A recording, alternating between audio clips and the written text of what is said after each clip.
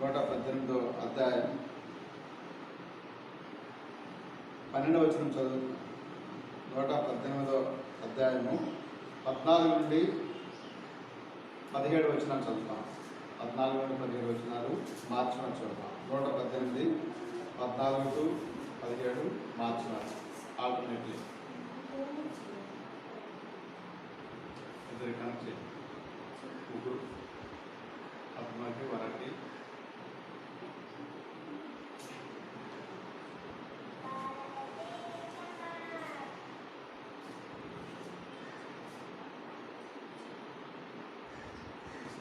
నూట 18 14 నుండి 17 వచనాలు. నేను ఒకటి మీరు ఒకటి. యెహోవా నా దుర్గము, నా గానము, ఆయన నాకు రక్షణాధారం ఆయను. నీతిమంతుల గుడారములలో రక్షణ గురించిన ఉత్సాహనాదము వినబడము. యెహోవా దక్షిణాస్తము సాహస కార్యములను చేయను. యెహోవా దక్షిణాస్తము మహోన్నతమాయను. యెహోవా దక్షిణాస్తము సాహస కార్యములు చేయను. నేను చావును, సజీవుడినై యెహోవా క్రియలను వివరించదను.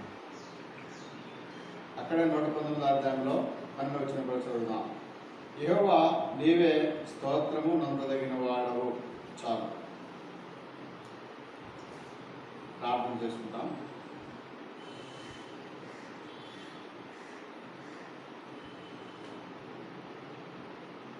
మమ్మల్ని తృప్తిగా ప్రేమించి ప్రేమ తండ్రి, దయగలిగిన ప్రభా, నీ పాదములు చూస్తున్నామైనా ఉన్నతులు సర్వోన్నతులు పునరుత్సాహమైన దేవుడు, మా స్థితి మీద ఆశ్చర్యమైన మేము స్తోత్రాలు చెల్లించుకుంటాం.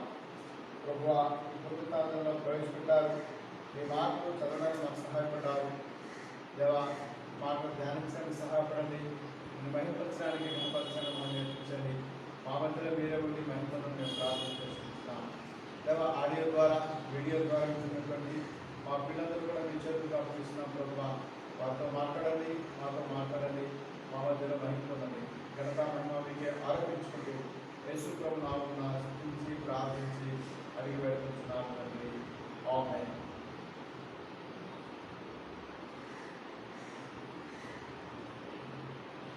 నూట 18 14 నుండి 17 వచ్చిన చదివినాం.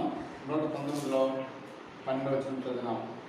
మనం చదివిన ఈ మాటలు, యెహోవా నా దుర్గము, నా గానము, ఆయన నాకు రక్షణాధారం ఆయను.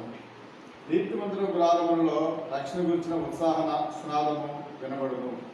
యెహోవా దక్షిణాస్తము సాహస కార్యములను చేయును. యెహోవా దక్షిణాస్తము మహోన్నతమాయను. యెహోవా దక్షిణాస్తము సాహస కార్యములను చేయును. నేను చావను, సజీవుడిన యెహోవా క్రియలు వివరించదను. నేను చావను, యెహోవా క్రియలను వివరించదను. కీర్తనకారుడు ఇక్కడ ఎవరు రాశారని వ్రాయబడలేదు, కానీ ఎక్కువ భాగం దావీదు రాశారని పండితుల అభిప్రాయం. వ్రాయబడని కీర్తనను కూడా దావీదు రాశారని బైబిల్ పండితుల యొక్క అభిప్రాయం. భక్తుడు దావీదు మాట్లాడుతున్నాడు. నేను చావను, యెహోవా క్రియలను వివరిస్తాను. 17 వచనంలో. పైన 15లో యెహోవా దక్షిణాస్తము సాహస కార్యములను చేయును. నీతిమంతుల గుడారములో రక్షణ గురించి ఉత్సాహ స్నాదము వినబడును. యెహోవా నా దుర్గము, నా గానము, ఆయన నాకు రక్షణాధారము ఆయను. మనం యేసుక్రీస్తు ప్రభు వారిని ఆరాధించడానికి, యేసుక్రీస్తు ప్రభు వారి యొక్క క్రియలను వివరించడానికి, ఆయన నామాన్ని కనపరచడానికి ఆదివారం పూట పునరుత్థాన దినం ఆరాధన దినముగా మనం చేరవచ్చాం. ఆయన ఆరాధించడానికి మనం చేరవచ్చాం. ఎందుకు ఆయన ఆరాధించాలి అనంటే, ఆయన క్రియలు వివరించడానికి 17వ వచనంలో. ఎందుకు ఆయన ఆరాధించాలి అంటే 15లో యెహోవా దక్షిణాస్తము సాహస కార్యములను చేయను. ఆయన దక్షిణాస్తాన్ని బట్టి మాత్రమే సాహస కార్యం అంటే పాపంలో మనల్ని విడిపించడానికి యెహోవా తన దక్షిణాస్తంతో తన కుమారుడు యేసుక్రీస్తు ప్రభు వారిని మరణానికి అప్పగించాడు. తన కుమారుడిని మరణానికి అప్పగించాడు. మరణానికి అప్పగించే మళ్ళీ మరణం నుండి తిరిగి లేపడనమాట. ఇది సాహస కార్యం. దీన్ని మనం వివరించడం మనకి ఇది అర్థం కాదు. దేవుని యొక్క దక్షిణాస్తం సాహస కార్యములు తన కుమారుడు యేసుక్రీస్తు ప్రభువుని శిలువకు అప్పగించి, శిలువలో మరణానికి అప్పగించి మరణం నుండి తిరిగి లేవడం, అది దేవుని యొక్క దక్షిణాస్తం చేసిన సాహస కార్యం. కాబట్టి మనకు రక్షణ వచ్చింది. కాబట్టి నీతిమంతుల గుడారములో రక్షణ గురించి ఉత్సాహనాదము వినబడును. యెహోవా నా దుర్గము, నా గానము, ఆయన నాకు రక్షణాధారము ఆయను. యేసుక్రీస్తు ప్రభువారిని గురించి కొంతమంది భక్తులు ఏమని రాశారు, వాళ్ళు ఏమని వివరించినారు, కొన్ని మాటలు చదువుదాం రండి. ఫిలిప్పీ పత్రిక మనకి పరిచయమైన భాగమే. ఫిలిప్పీ పత్రిక 2వ అధ్యాయం 6-7 వచనాలు మనం చదువుదాం. దేవుని యొక్క దక్షిణ హస్తము చేసిన సాహస కార్యం, యెహోవా యొక్క దక్షిణ హస్తము చేసినటువంటి సాహస కార్యం. మనం ఎందుకు ఆయనకి ఆరాధన చేస్తున్నాం, ఎందుకు ఆయన కీర్తిస్తున్నాం, ఎందుకని పొగుడుతున్నాం అనంటే ఆయన చేసిన సాహస కార్యం ఏమిటనంటే తన కుమారుడు యేసుక్రీస్తు ప్రభువారిని ఏ విధంగా శిలువకు అప్పగించాడు. 2వ అధ్యాయం 6-7 వచనాల్లో చదివినట్లయితే ఆయన దేవుని స్వరూపము కలిగిన వాడై ఉండి దేవునితో సమానముగా ఉండుట విడిచిపెట్టకూడని భాగ్యమని ఎంచుకొనలేదు, కానీ మనుష్యుల పోలికగా పుట్టి దాసుని స్వరూపమును ధరించుకొని తను తానే రిక్తునిగా చేసుకొనెను. యేసుక్రీస్తు ప్రభువారిని గురించి భక్తుడైనటువంటి పౌలు గారు మాట్లాడుతున్నాడు. యేసుక్రీస్తు ప్రభువారు దేవుని స్వరూపం, 1 దేవునితో సమానంగా ఉండినవాడు, 2 అయితే అలాగనే ఉండిపోవాలి అని అనుకోలేదు, మనుషుల పోలికగా పుట్టాడు, 3 దాసుని స్వరూపం ధరించుకున్నాడు, 4 తను తానే రిక్తునిగా చేసుకున్నాడు. 1 దేవుని స్వరూపి, 2 దేవునితో సమానంగా ఉండేవాడు, 3 మనుషుల పోలికగా పుట్టాడు, 4 దాసుని స్వరూపం ధరించుకున్నాడు, 5 తనకు తానుగా రిక్తునిగా చేసుకున్నాడు. యేసుక్రీస్తు ప్రభువు రిక్తునిగా చేసుకున్నాడు. ఆయన పట్టుకోవడానికి అక్కడ కొంతమంది సైనికులు యేసుక్రీస్తు ప్రభువు దగ్గరికి వస్తే ఆ సమయంలో ఒక అతను శిష్యుల్లో ఒక ఆయన ఆ సైనికులు తనకి చెవిని నరికాడు, అంటే చెవి నరికేశాడు అన్నమాట. చెవి కింద పడిపోయింది. దాన్ని తీసుకొచ్చి యేసుక్రీస్తు ప్రభువు దాన్ని అతికించాడు. ఆ సమయంలో యేసుక్రీస్తు ప్రభువు ఏమన్నారంటే నేను అప్పగించబడాలని, నేను ఈ విధంగా మరణించాలని ఉంది కాబట్టి ఈ విధంగా అప్పగించబడుతున్నాను, ఇది అప్పగించబడే సమయం కాబట్టి అప్పగించబడుతున్నాను. ఇదే నా తండ్రిని వేడుకున్నట్లయితే, పరలోకమందున తండ్రిని వేడుకున్నట్లయితే నాకు 12 సేనా వ్యూహముల కంటే ఎక్కువ మంది సైన్యాన్ని పంపించి ఆయనను కాపాడగలరన్నాడు. కారణం ఏంటంటే ఆ సమయంలో యేసుక్రీస్తు ప్రభువారు రిక్తుడిగా చేసుకున్నాడు, ధీరుడిగా చేసుకున్నాడు, రిక్తుడిగా చేసుకున్నాడు. ధీరుడిగా ఎలా చేసుకున్నాడు ఆయన మాటలోనే, యేసు ప్రభువుల మాటలోనే మనం విందాం రండి. లూకా సువార్త యేసుక్రీస్తు ప్రభువారు ధీరుడిగా ఎలా చేసుకున్నాడు, ఆయన మాటలు ఏం చెప్పాడు అనేది చూద్దాం. ఆయన మనం ఎందుకు ఆరాధన చేస్తున్నాం, ఎందుకు ఆయనకు ఆరాధించవలసిన పని, ఆయన శాస్త్రకార్యం ఏమిటి అనేది కొన్ని మాటలు మనం చూస్తున్నాం. లూకా సువార్త 22వ అధ్యాయం 27వ వచనం. లూకా సువార్త 22వ అధ్యాయం 27వ వచనం నేను చదువుతున్నాను. గొప్పవాడెవడు భోజన పంక్తిని కూర్చుండువాడా లేక పరిచయం చేయవాడా? పంక్తిని కూర్చుండువాడే కదా, అయినను నేను మీ మధ్య పరిచయం చేయవాని వలె ఉన్నాను. సాధారణంగా మనం బయట అధికారుల్లో కానీ బయట ఫంక్షన్స్లో కానీ మనం చూసినట్లయితే అధికారైన వాడు టేబుల్ మీద కూర్చుంటాడు, లేక దాసులైన వాడు ఆయనకు వడ్డిస్తాడు. అధికారి అయిన వాడు కూర్చుంటాడు, దాసులైన వాడు ఆయనకి పరిచయం చేస్తాడన్నమాట, వడ్డిస్తాడు అనమాట. ఇక్కడ యేసుక్రీస్తు ప్రభువు ఏం మాట్లాడుతున్నాడంటే మీలో గొప్పవాడు ఎవరు, పంక్తిని కూర్చున్నవాడా లేకపోతే సేవ చేసిన వాడా అని ప్రశ్నిస్తూ ఆయన ఏమన్నాడంటే నేను మీ మధ్య పరిచయం చేయవాని వలె ఉన్నాను. I'm servant among you. నేను మీ మధ్యలో పరిచయం చేసిన వారి వల్ల ఉన్నాను, నేను పరిచారకుడును. యేసుక్రీస్తు ప్రభువు మాట్లాడుతున్నాడు. పౌలు గారు ఏమన్నారంటే దాసునిగా చేసుకున్నాడు, రిక్తుడిగా చేసుకున్నాడు అన్నాడు. దాసుని స్వరూపం ధరించాడు, రిక్తుడిగా చేసుకున్నాడు. యేసుక్రీస్తు ప్రభువు తన మాటలతో ఏమన్నాడంటే నేను మీ మధ్య పరిచయం చేయవాని వల్ల ఉన్నానన్నాడు. అంటే తనకు తాను ఎలా తగ్గించుకున్నాడు అనేది. మనిషిగా పుట్టాడు, దాసుని స్వరూపం ధరించుకున్నాడు, రిక్తుడిగా చేసుకున్నాడు. నేను మీ మధ్య పరిచయం చేయవాని వల్ల ఉన్నాను యేసుక్రీస్తు ప్రభువు చెప్పారు. ఇంకా ఏమన్నాడంటే 22వ అధ్యాయం 15వ వచనం, అక్కడే లూకా సువార్త 22:15వ వచనం. నేను శ్రమపడక మునుపు మీతో కూడా ఈ పస్కాను భుజింపుకోవాలని మిక్కిలి ఆశపడితేనే. నేను శ్రమపడక మునుపు అంటే నేను శ్రమ పడతాను అన్నాడు. ఒకటి పరిచారకుడు అన్నాడు, పరిచయం చేసేవాడు అన్నాడు, అంటే మీరు కూర్చున్నట్లయితే నేను వడ్డిస్తాను అన్నాడు. పరిచయం చేసేవాడు అన్నాడు, పరిచయం చేశాడు కూడా. ఒక సందర్భంలో శిష్యులందరితో పాదాలు కడిగి తన టవల్తో తన అడుగుగట్టిన గుడ్డతో ఆ పాదాలు తుడిచిన వాడిగా పరిచయం చేసిన వాడు యేసుక్రీస్తు ప్రభువారు తను తాను కనపరుచుకున్నాడు. ఒకటి పరిచారకుడు, రెండు నేను శ్రమ పడతాను, నేను శ్రమ పడక మునుపు అని మాట్లాడుతున్నాడు. నేను శ్రమ పడతాను మీ మధ్యలో అని యేసుక్రీస్తు ప్రభువారు చెప్పాడు. దేవుడు చేసిన సాహసకార్యం ఏంటంటే తన ఏకైక కుమారుడిని మానవుని లోకంలో పంపించి మనందరం తనకి శిక్ష అతని మీద వేసి ఆయన శిలువకు అప్పగించాడు అని ముందుగుండా ప్రవక్తలు చెప్పారు. దేవుని యొక్క ప్రవక్తలు ముందుగుండానే ప్రవచించారు యేసుక్రీస్తు ప్రభువారు పుడతాడని. యేసు ప్రభువారు పరిశుద్ధుడిగా పుడతాడు, పరిశుద్ధుడిగా జీవిస్తాడని, చివరికి పరిశుద్ధుడిగా మరణిస్తాడని ముందుగుండా ప్రవక్తలు చెప్పారు. ఆ మాట మళ్ళీ యేసుక్రీస్తు ప్రభువారు కూడా ఒకదాని తర్వాత ఒకటి ఆయన స్పష్టంగా మాట్లాడుతూ వచ్చాడనమాట. ఆయన దీనుడిగా లేక పరిచారకుడిగా వచ్చాడు. ఆయన శ్రమ పడతాను అని యేసుక్రీస్తు ప్రభువారు చెప్పాడు.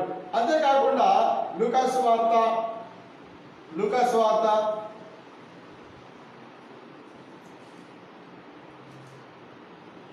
18వ అధ్యాయం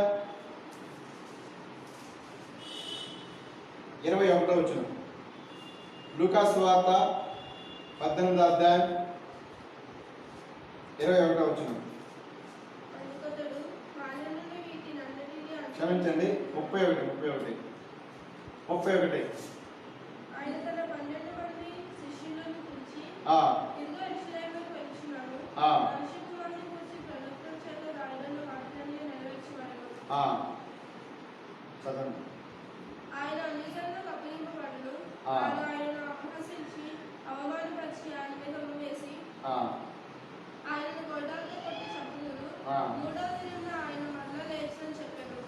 యేసుక్రీస్తు ప్రభువారు బతికున్న టైంలో ఆయన చెప్పిన మాట ఈ మాట ఏమన్నారంటే, ఇదిగో యెరూషలేముకు వెళ్ళుచున్నాము, మనిషి కుమారుని గురించి ప్రవక్తల చేత వ్రాయబడిన మాటలన్నీ నెరవేర్చబడును.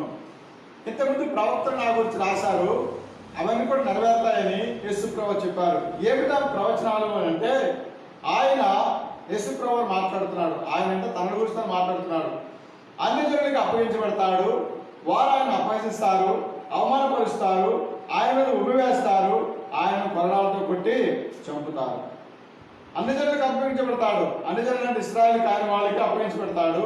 ఆయన మీద ఉమ్మివేస్తారు, ఆయనను కొరడాలతో కొడతారు, చంపుతారు. యేసుక్రీస్తు ప్రభువారు అని చెప్తున్నాడు. దీనుడిగా చేసుకున్నాడు, దాసుని స్వరూపం ధరించుకున్నాడు. ఆయన అంటాడు నేను పరిచారకుడిని అన్నాడు. పరిచయం అనవే కాకుండా పరిచయం చేశాడు, దీనుడిగా చేసుకున్నాడు. తర్వాత అన్నాడు ఆయన నేను శ్రమ పడతాను అన్నాడు. తర్వాత చెప్పాడు ఇంకో మాట ఏమన్నాడంటే, శ్రమ పడతాను మాత్రమే కాకుండా అన్ని జనులకు అప్పగించబడతాను, వారు అపహసిస్తారు, అవమానపరుస్తారు, నా మీద ఉమ్మివేస్తారు, కొరడాలతో కొడతారు, వాళ్ళు నన్ను చంపుతారు, కొరడాలతో కొట్టి నన్ను చంపుతారు. అయితే 3వ దినమున ఆయన మరలా లేచును, నేను 3వ రోజున తిరిగి మరలా లేస్తాను అని యేసుక్రీస్తు ప్రభువారు తన గురించి తాను చెప్పాడనమాట. ఇది యెహోవా చేసినటువంటి ఆశ్చర్య కార్యం. 118వ కీర్తనలో మనం చదివినటువంటి మాట, ఆయన ఎందుకు ఆరాధించాలి, ఎందుకు స్తుతించాలి, ఎందుకు కీర్తించాలి అని అంటే 118వ కీర్తన 15వ వచనంలో మనం చూస్తున్నాం. యెహోవా దక్షిణ హస్తము సాహస కార్యములను చేయును. యెహోవా దక్షిణ హస్తము సాహస కార్యములను చేయును. ఐగుప్తుల నుండి ఇశ్రాయేలు విడిపించినప్పుడు కూడా అక్కడ రాయబడిన మాట ఏంటంటే, ఆయన చాచిన చేతితోనూ బాహుబలంతోనూ వాళ్ళని విమోచించునని. ఆయన చాచిన చేతితోనూ, by the stretched out hand of God, by the mighty hand of God, దేవుడు తన చాచిన చేతితోనూ తన బలమైన హస్తంతోనూ ఇశ్రాయేలును బయటికి విడిపించాడు. ఇక్కడ కూడా మనం చూసింది ఏంటంటే, యెహోవా దక్షిణ హస్తము సాహస కార్యములను చేయును. ఆయన దక్షిణాస్తం సాహస కార్యం అంటే యేసుక్రీస్తు ప్రభువారిని సిలువకు అప్పగించడం. యేసుక్రీస్తు ప్రభువారిని సిలువకు అప్పగించడం, యేసుక్రీస్తు ప్రభువారిని సిలువ వేయబడక మునుపు అపహసించడం, అవమానపరచడం, ఉమ్మివేయడం, కొరడాలతో కొట్టడం, తిరిగి చంపిన తర్వాత యేసుక్రీస్తు ప్రభువారు 3వ దినమున మరలా లేచును. దేవుడు చేసినటువంటి సాహస కార్యం బై హిస్ మైటీ హ్యాండ్, ఆయన దక్షిణాస్తంతో బలమైన చేతితో దేవుడు చేసిన సాహస కార్యం. యేసుక్రీస్తు ప్రభువారిని సిలువకు అప్పగించాడు. సిలువలో మరణించి సమాధి చేయబడి మూడవ రోజున ఆయన లేపబడాలా. దీనినే సువార్త అని అంటారు. దైవజనుడు పౌలు గారు 1 కొరింథీ 15వ అధ్యాయంలో ఆ మాట చెప్తాడు. 3వ వచనం 4వ వచనం. 1 కొరింథీ 15వ అధ్యాయం 3వ వచనము 4వ వచనం. 3వ వచనం సగం నుండి నేను చదువుతున్నాను. లేఖనముల ప్రకారము క్రీస్తు మన పాపముల నిమిత్తము మృతి పొందెను. According to the scripture, Christ has been died for our sins. సమాధి చేయబడను. He was buried. 1 కొరింథీ 15:3-4 చదువుతున్నాను. 3వ వచనంలో సగం నుండి చదువుతున్నాను. He was died for our sins according to the scripture and he was buried. సమాధి చేయబడను. లేఖనం ప్రకారము 3వ దినమున లేపబడను. He was risen from the dead according to the scriptures. లేఖనం ప్రకారంగా 3వ రోజున తిరిగి లేపబడ్డాడు. ఈ మూడింటిని కలిపి ఏమన్నారంటే సువార్త అన్నారు. ఈ మూడింటిని కలిపి సువార్త అన్నారు. యేసు ప్రభు యొక్క మరణం, యేసు ప్రభు యొక్క సమాధి, యేసు ప్రభు యొక్క పునరుత్థానం, ఈ మూడింటిని కలిపి సువార్త అన్నారు. ఆ సువార్త కార్యాన్ని గురించి దేవుడైన యెహోవా ఆయన యొక్క సాహస కార్యము అని మనం చెప్పుకోవచ్చు. ఆయన సాహస కార్యం తన కుమారుని శిలువకు అప్పగించాడు. అలాగే అప్పగించబడక మునుపు యేసుక్రీస్తు ప్రభు వారు చెప్పాడు, ప్రవక్తలు ఈ విధంగా రాశారు కదా, అదే ప్రకారంగా నేను వచ్చాను. ప్రవక్తలు ఈ విధంగా రాశారు కదా, అదే ప్రకారంగా నేను చనిపోతున్నాను, నేను మరణిస్తాను, మరణించి సమాధి చేయబడి తిరిగి 3వ రోజున లేస్తానని యేసుక్రీస్తు ప్రభువారు చెప్పారు. అలా చెప్పిన తర్వాత మనం చదివింది లూకా సువార్త 18వ అధ్యాయం 31, 32 వచనాల్లో, 33 వచనాల్లో ఆయన కొరడాలతో కొడతారు, చంపుతారు, 3వ దినాన లేచునని యేసుక్రీస్తు ప్రభువు చెప్పాడు. అదే ప్రకారంగా తర్వాత అధ్యాయంలో చూసినట్లయితే ఈ 19వ అధ్యాయంలో యేసుక్రీస్తు ప్రభువారు యెరూషలేములోనికి వెళ్ళాడు. గాడిదను భారవాహంగా చేసుకుని యెరూషలేములోనికి 19వ అధ్యాయంలో యెరూషలేములోకి వెళ్ళినట్టుగా మనం చూస్తున్నాం. యెరూషలేములోకి వెళ్ళినట్టుగా. ఆ తర్వాత ఆయన అప్పగించబడ్డాడు. ఆ తర్వాత ఆయన్ను సిలువ వేసినట్టుగా యేసుక్రీస్తు ప్రభువారిని మనము చూడగలం. 23వ అధ్యాయంలో యేసుక్రీస్తు ప్రభువారిని సిలువ వేసినట్టుగా మనం చూస్తున్నాం. ప్రియులారా, యేసుక్రీస్తు ప్రభువారు సిలువ వేయబడ్డాడు. మనందరి పాపముల కొరకు ఆయన సిలువ వేయబడ్డాడు. 1 కొరింథీ పత్రిక 15వ అధ్యాయం ప్రకారంగా యేసుక్రీస్తు ప్రభువారు మనందరి కొరకు కూడా ఆయన సిలువ వేయబడ్డాడు. క్రీస్తు మన పాపముల నిమిత్తము మృతి పొందెను. లేఖనం ప్రకారము క్రీస్తు మన పాపముల నిమిత్తము మృతి పొందెను. According to scripture Christ died for our sins. మృతి పొందెను, సమాధి చేయబడెను. He was buried. లేఖనం ప్రకారము 3వ దినమున లేపబడెను.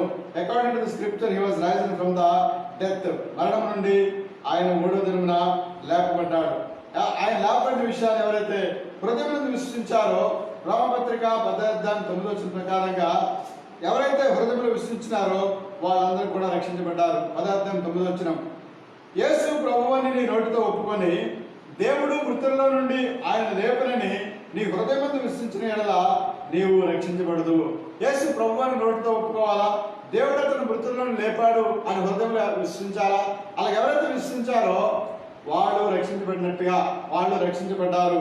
ఈ మాట వింటున్నటువంటి నీవు ఒక దినాన నీవు పాపివి అన్న సంగతి నీ హృదయంలో ఎరిగావు. యేసు ప్రభు దగ్గరికి వచ్చి నేను పాపి ప్రభువును క్షమించని అడిగావు. ఎప్పుడైతే అలా అడిగావో ఆ రోజున ఆయన నీ పాపములు క్షమించాడు, ఆయన నీ దోషములు క్షమించాడు, నిన్ను తన కుమారుడిగా కుమార్తెగా చేసుకున్నాడు. కాబట్టి కీర్తనకారుడు ఏమన్నాడంటే 118వ అధ్యాయం కీర్తనలో అంటాడు 17లో, నేను చావను, సజీవుడినై యెహోవా క్రియలు వివరించదను. సజీవుగా ఉండి దేవుని క్రియలు వివరిస్తానంటున్నాడు. ఏమిటో క్రియలు అంటే, నేను ఒకప్పుడైతే పాపిని, నేను ఒకప్పుడైతే దౌర్భాగ్యుడిని, యేసు ప్రభు దగ్గరికి వచ్చి క్షమించుకుని అడిగితే యేసు ప్రభు నన్ను క్షమించాడు, తన కుమారుడిగా చేసుకున్నాడు. అవి ఆయన యొక్క క్రియలు వివరిస్తాను. 15వ వచనం, యెహోవా దక్షిణాస్తము సాహస కార్యములు చేయను. దేవుడు చేసిన దక్షిణాస్తం, దేవుని యొక్క దక్షిణాస్తం సాహస కార్యములు తన కుమారుడు యేసు ప్రభువుకు అప్పగించి, సిలువకు అప్పగించి మరణం నుండి ఆయన లేపి యేసు ప్రభు లేచినటువంటి సువార్త నీకు ప్రకటించడం ద్వారా, నాకు ప్రకటించడం ద్వారా ఆయన మన పాపములు కూడా క్షమించాడు. సాహస కార్యములు నీతిమంతుల గుడారముల రక్షణ గూర్చిన ఉత్సాహ సునాదము వినబడును. మన గుడారాల్లో రక్షణ గూర్చిన ఉత్సాహ సునాదం, రక్షణ గూర్చినటువంటి ఆనందం, ఉత్సాహ ఆనందం, సునాదము అంటే మంచి గానము వినబడుతుంది. 14 వచనం, యెహోవా నా దుర్గము నా గానము. నా దుర్గము అంటే he's my rock, the lord is my rock. నా దుర్గము నా గానము, ఆయనే నా మాట, నా పాట, ఆయన నా పాట, ఆయన నాకు రక్షణాధారం. ఆయన మనల్ని రక్షించాడు, ఆయన రక్షణకి ఆధారమయ్యాడు. కాబట్టి 119 కీర్తనలో భక్తుడు ఏమన్నాడంటే 12వ వచనంలో, యెహోవా నీవే స్తోత్రమునందదగిన వాడవు, యెహోవా నీవే స్తోత్రమునందదగిన వాడవు. కారణం ఏంటంటే ఆయనే నా దుర్గము, ఆయనే నా గానము, ఆయనే నా రక్షణకు ఆధారము. కాబట్టి యెహోవా నీవే స్తోత్రము నందదగిన వాడవు అని కీర్తనకారుడు తన కీర్తనలో చెప్తున్నాడు అనమాట. ప్రియులరా, ఎవరైతే నేను పాపిని అని ఎరిగి యేసు ప్రభు దగ్గరికి వచ్చి పాపలు ఒప్పుకున్నారో, యేసు ప్రభు పాపలు క్షమించడం నమ్మారో, అలా క్షమించబడిన వాళ్ళు, యేసు ప్రభు రక్తంతో కడుగుబడిన వాళ్ళు ఏం చేస్తారంటే వాళ్ళ ఇంటిలో రక్షణ సునాదము వినబడుతుంది, వాళ్ళ ఇంట్లో వినబడుతుంది, వాళ్ళ ఒంటిలో రక్షణ సునాదము ఉంటుంది, వాళ్ళ మందిరాల్లో కూడా రక్షణ సునాదము వినబడుతుంది. ఆయన క్రియలు వివరించడానికే మనం ఈ స్థలానికి వచ్చాం. 17వ వచనంలో, 118, 17వ వచనంలో దేవుని క్రియలు వివరించడానికి, దేవుని యొక్క సాహస కార్యములు, ఆయన దక్షిణాస్తం చేసిన సాహస కార్యములు వివరించడానికే మన దేవుని యొక్క మందిరావరణంలోనికి మనం చేరవచ్చాం. ఈ మాటలు వింటున్నటువంటి మీరు దూరం ఉన్నా సరే, లైవ్ లో వింటున్నప్పటికీ లేక సెల్ కాన్ఫరెన్స్ లో విన్నప్పటికీ మీ ఇంటి దగ్గర మీరు అలా కూర్చొని మీరు ఆరాధన చేయండి. మేము కూడా ఇక్కడ కూర్చొని మేము కూడా ఆరాధన చేస్తాం. ఆరాధన అనంతరం మనం పాల్గొనడానికి బలం గురించి వర్తమానం మనము వింటాం. ఆ రీతిగా ఒకరితో ప్రభువుని ఆరాధించుదుము గాక. రండి, మోకరించండి, ప్రభువుని ఆరాధించుదుము గాక.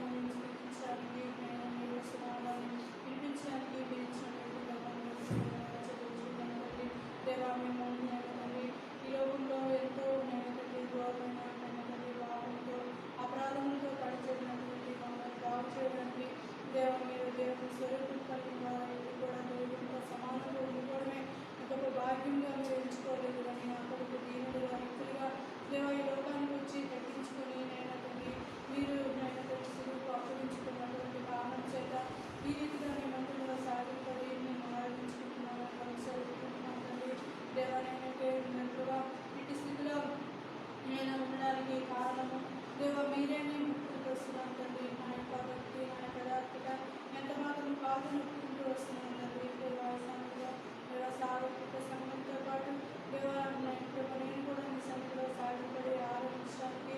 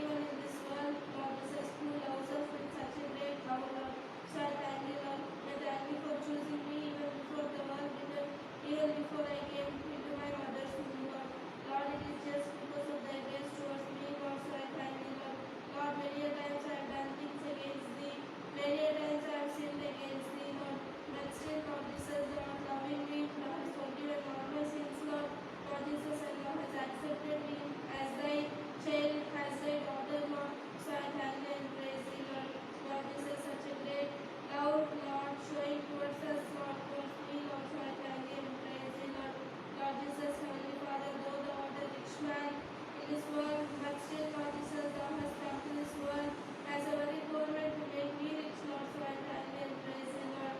Lord Jesus, thou art humble thyself, Heavenly Father. Lord Jesus, to keep me in high position, Lord, so I thank thee and praise thee, Lord. Though thou hast created this whole world, Lord Jesus, this is the one which was created by thee, but still, Lord Jesus, thou hast chosen, Lord Jesus, thou hast not chosen any house, Lord Jesus, to born in this world, Lord, so I thank thee and praise thee, Lord. Such a humbleness thou hast shown, Heavenly Father, so I thank thee and praise thee, Lord. Lord Jesus, I thank you for all the miracles, wonders thou hast done in my life, Lord, for all the goodness and mercies. What could I render unto thee, Lord? I thank you for the hope thou hast given me, that one day thou wilt come and help me to come along with thee, Lord. Lord Jesus, for all thy goodness and mercies, Lord Jesus, what could I render unto thee, Lord? Lord Jesus, I offer these little praises and worship unto my one and only Lord and Savior Jesus Christ. Amen. ఆమె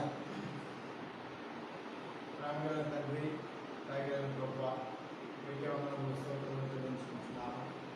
ఒకసారి నీ పాదములు చూసిన ఉదయకాల సమయంలో ప్రభువా కుమారుని వాడిని దౌర్భాగ్యులను వాడు కేవలం మీ దయాన్ని కనుబట్టి మాత్రమే ప్రభు దేవా ఈ దక్షిణ హస్తము చేసిన సహస్కార్యాన్ని బట్టి మీ కుమారుడు యేసుక్రీస్తు ప్రభువారిని దేవుడిగా ఆయన దేవుడిగా చేశారు, మిత్రుడిగా చేశారు, మానవుడిగా ఆయన పుట్టానికి సహాయపడ్డారు. తన మాటల్లో తండ్రి తాను దాసుడిగా చిత్రీకరించున్నారు, పరిచారులుగా పరిచయం చేశారు. ప్రభుత్వ శ్రమపడతానని చెప్పాడు, ఆయన కొండలతో కొట్టబడి కనబడతానని చెప్పి అదే ప్రకారం మరణించి సవాలు చేయబడి తిరిగి లేచినట్టు స్తోత్రాలు చూస్తున్నాం. ప్రభుత్వ ఆ లేచిన ప్రభుత్వానికి శక్తి నా ప్రతి పాపం కూడా కలిగి దేవాన్ని కుమారేశ్వరు రక్తము నా ప్రతి పాపం కలిగి తన పరిశుభ్రంగా చేసి నీతిమంతులుగా చేసి కుమారుగా చేసినది ఆయన సమస్త సాహస కార్యాలు బట్టి స్తోత్రాలు చెల్లించుకుంటున్నాను. నా జీవితంలో చేసిన ఆశ్చర్యకార్యాలను ప్రభావాన్ని మందిరంలో సమాజంగా ఆయన కీర్తించడానికి కొనియాడడానికి ప్రభావం ఇచ్చిన సమయాన్ని నేను సూచిస్తున్నాను. ప్రభు మీరే నా గానమని, మీరే నా రక్షణని, మీరే నా దుర్గమని, ప్రభావ మీరే నా రక్షణను ప్రభావ నేను నాకు తెలియపరచడానికి స్తోత్రాలు. నేను ఎంతైనా నమ్మదగిన వాడు, ఎంతైనా స్తోత్రములు పొందదగిన దేవుడు ప్రభావ నీకే వందనములు స్తోత్రములు చెల్లించుకుంటున్నాం.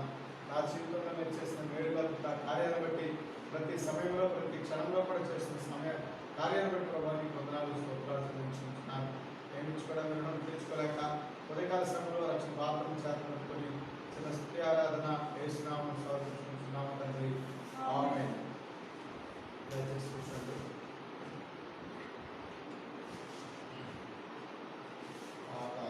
యేసు నామమునే పాత్ర రక్షణ 773.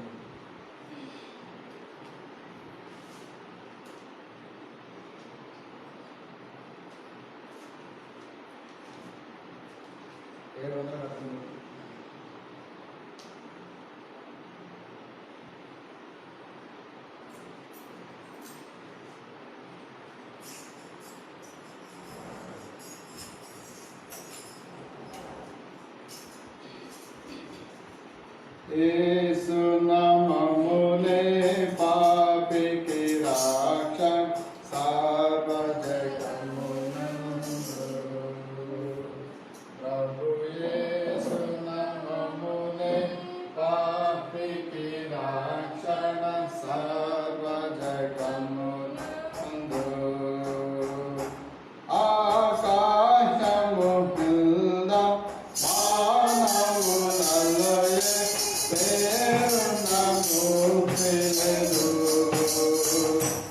ఆకాశము కింద మానవులలో పేరునను యేసు నామమునే పాపికి రక్షణ సర్వజగమునందు. ప్రభు యేసు నామమునే పాపికి రక్షణ సర్వజగమునందు. ఈ జగతికి రాతము పాటి బలిగన जगति के चंद रास्ता मुहाके बनेगा ना प्रिंस कमल माना रक्षेवा संतोषमेवा तिलुवलो बलिहायम् माना रक्षेवा संतोषमेवा तिलुवलो बलिहायम् एक नमुने बांके राजा सार्वजगमुनादो प्रभु येसु नमुने बांके राजा सार्वजगमुनादो पापमुनुले शापमुनुले Manalano Vedipima Papamunule Shahamunule Manalano Vedipima Evadi Devur Manavarupan Vasi Lakavasan Devadi Devudu Mana Rupamudasi Lakavasan Esu Nahamune Pampi Kirasan Sarvajakamunado Uyesu Nahamune Pampi Kirasan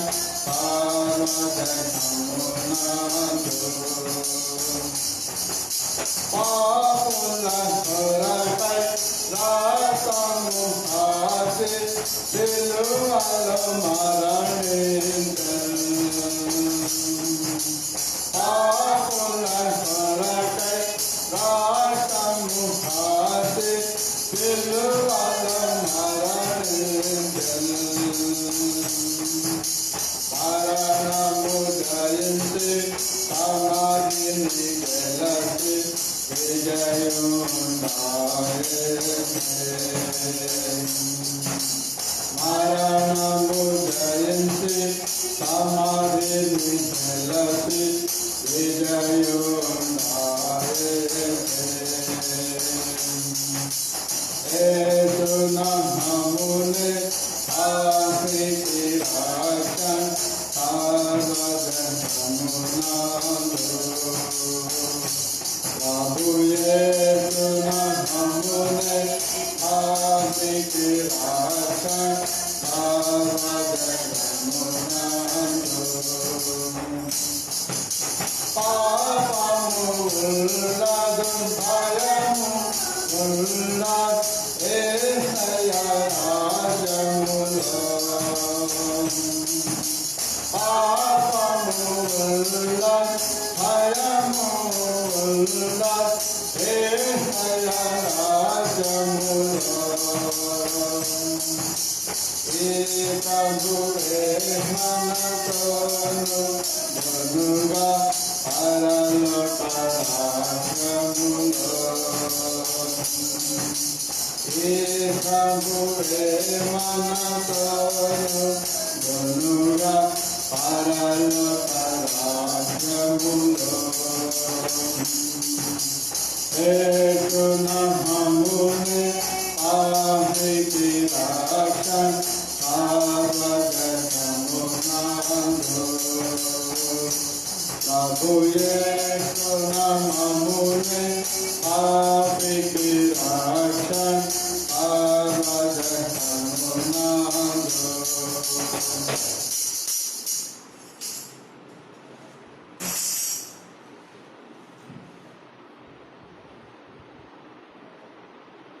ప్రభు వల్ల సమర్పించే ముందు దేవుని మాటలు చదువుకుందాం. 1 కొరింథీ పత్రిక 11వ అధ్యాయం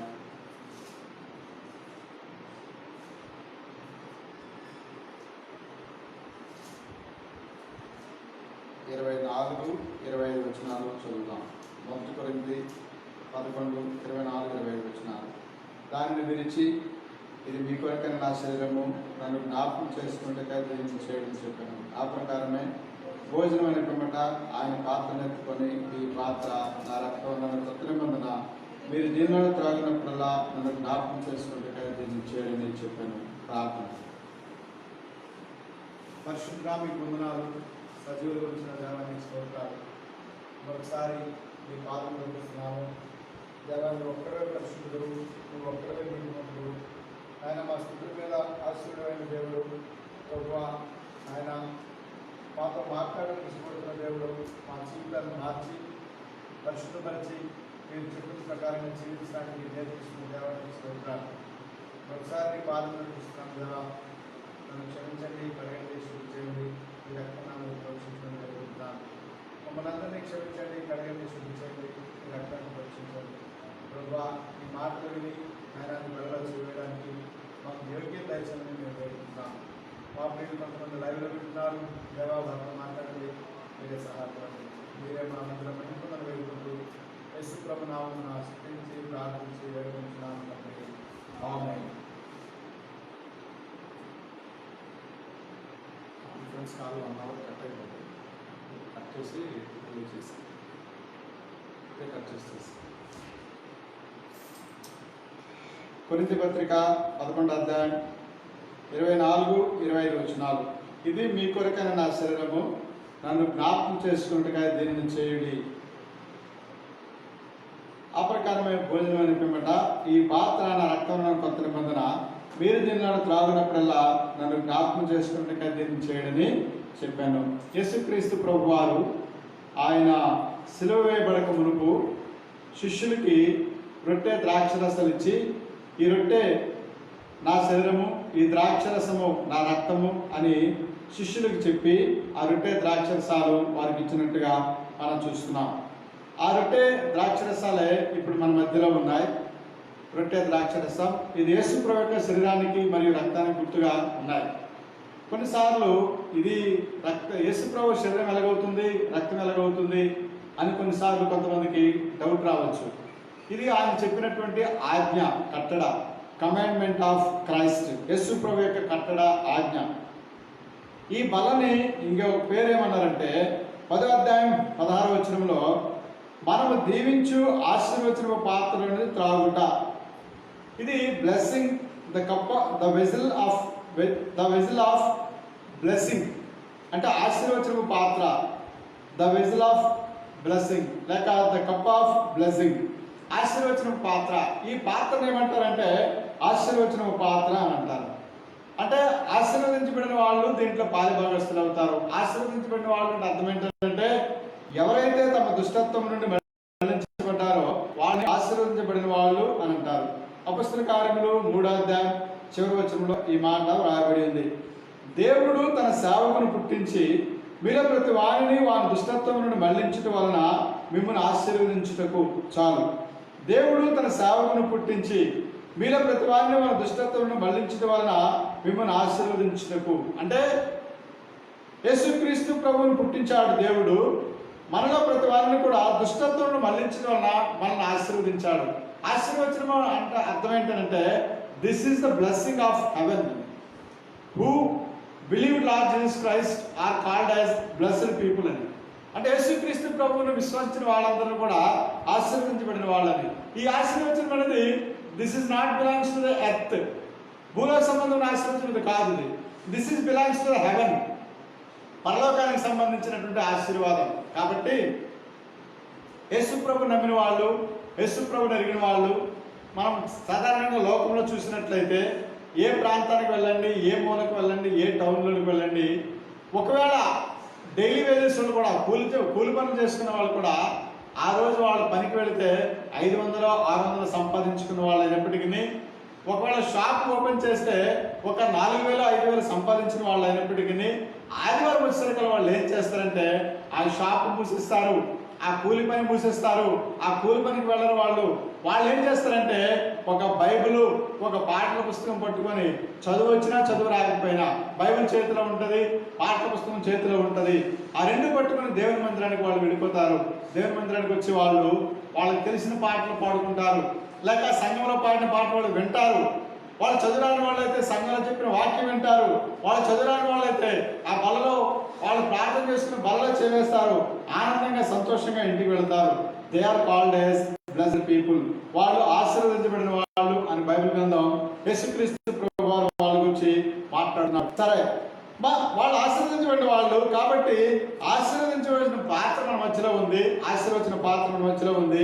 ఆశీర్వచన పాత్రలు మనం చేయడానికి ముందుగా మనం దేవుని యొక్క వాక్యాన్ని చదువుకొని, దేవుని యొక్క వాక్యాన్ని పరిశీలన చేసుకొని, మన జీవితాన్ని పరిశీలన చేసుకొని ఆ బలలో పాల్పొందులు పొందడానికి మనం ఈ స్థలానికి వచ్చాం. మనం ఈ సమయంలో దేవుని యొక్క మాటలు వింటున్నాం. సరే, అలాగా యేసు ప్రభువుని వెంబడించి యేసు ప్రభువుని నమ్మి జీవించినటువంటి కొంతమంది భక్తుల తల జీవితాలను ఒకసారి చూద్దాం. ఇద్దరు భక్తుల తల జీవితాలను చూద్దాం. ఒక వ్యక్తి గురించి చూద్దాం, అలాగే ఒక ప్రవక్త గురించి చూస్తాము. రెండవది ఒక రాజు గురించి కూడా ఈరోజు మనం చూద్దాం.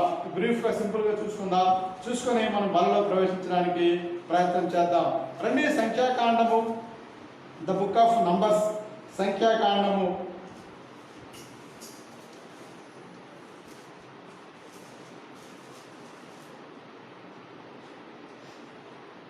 సంఖ్యాకాండము 22వ అధ్యాయం.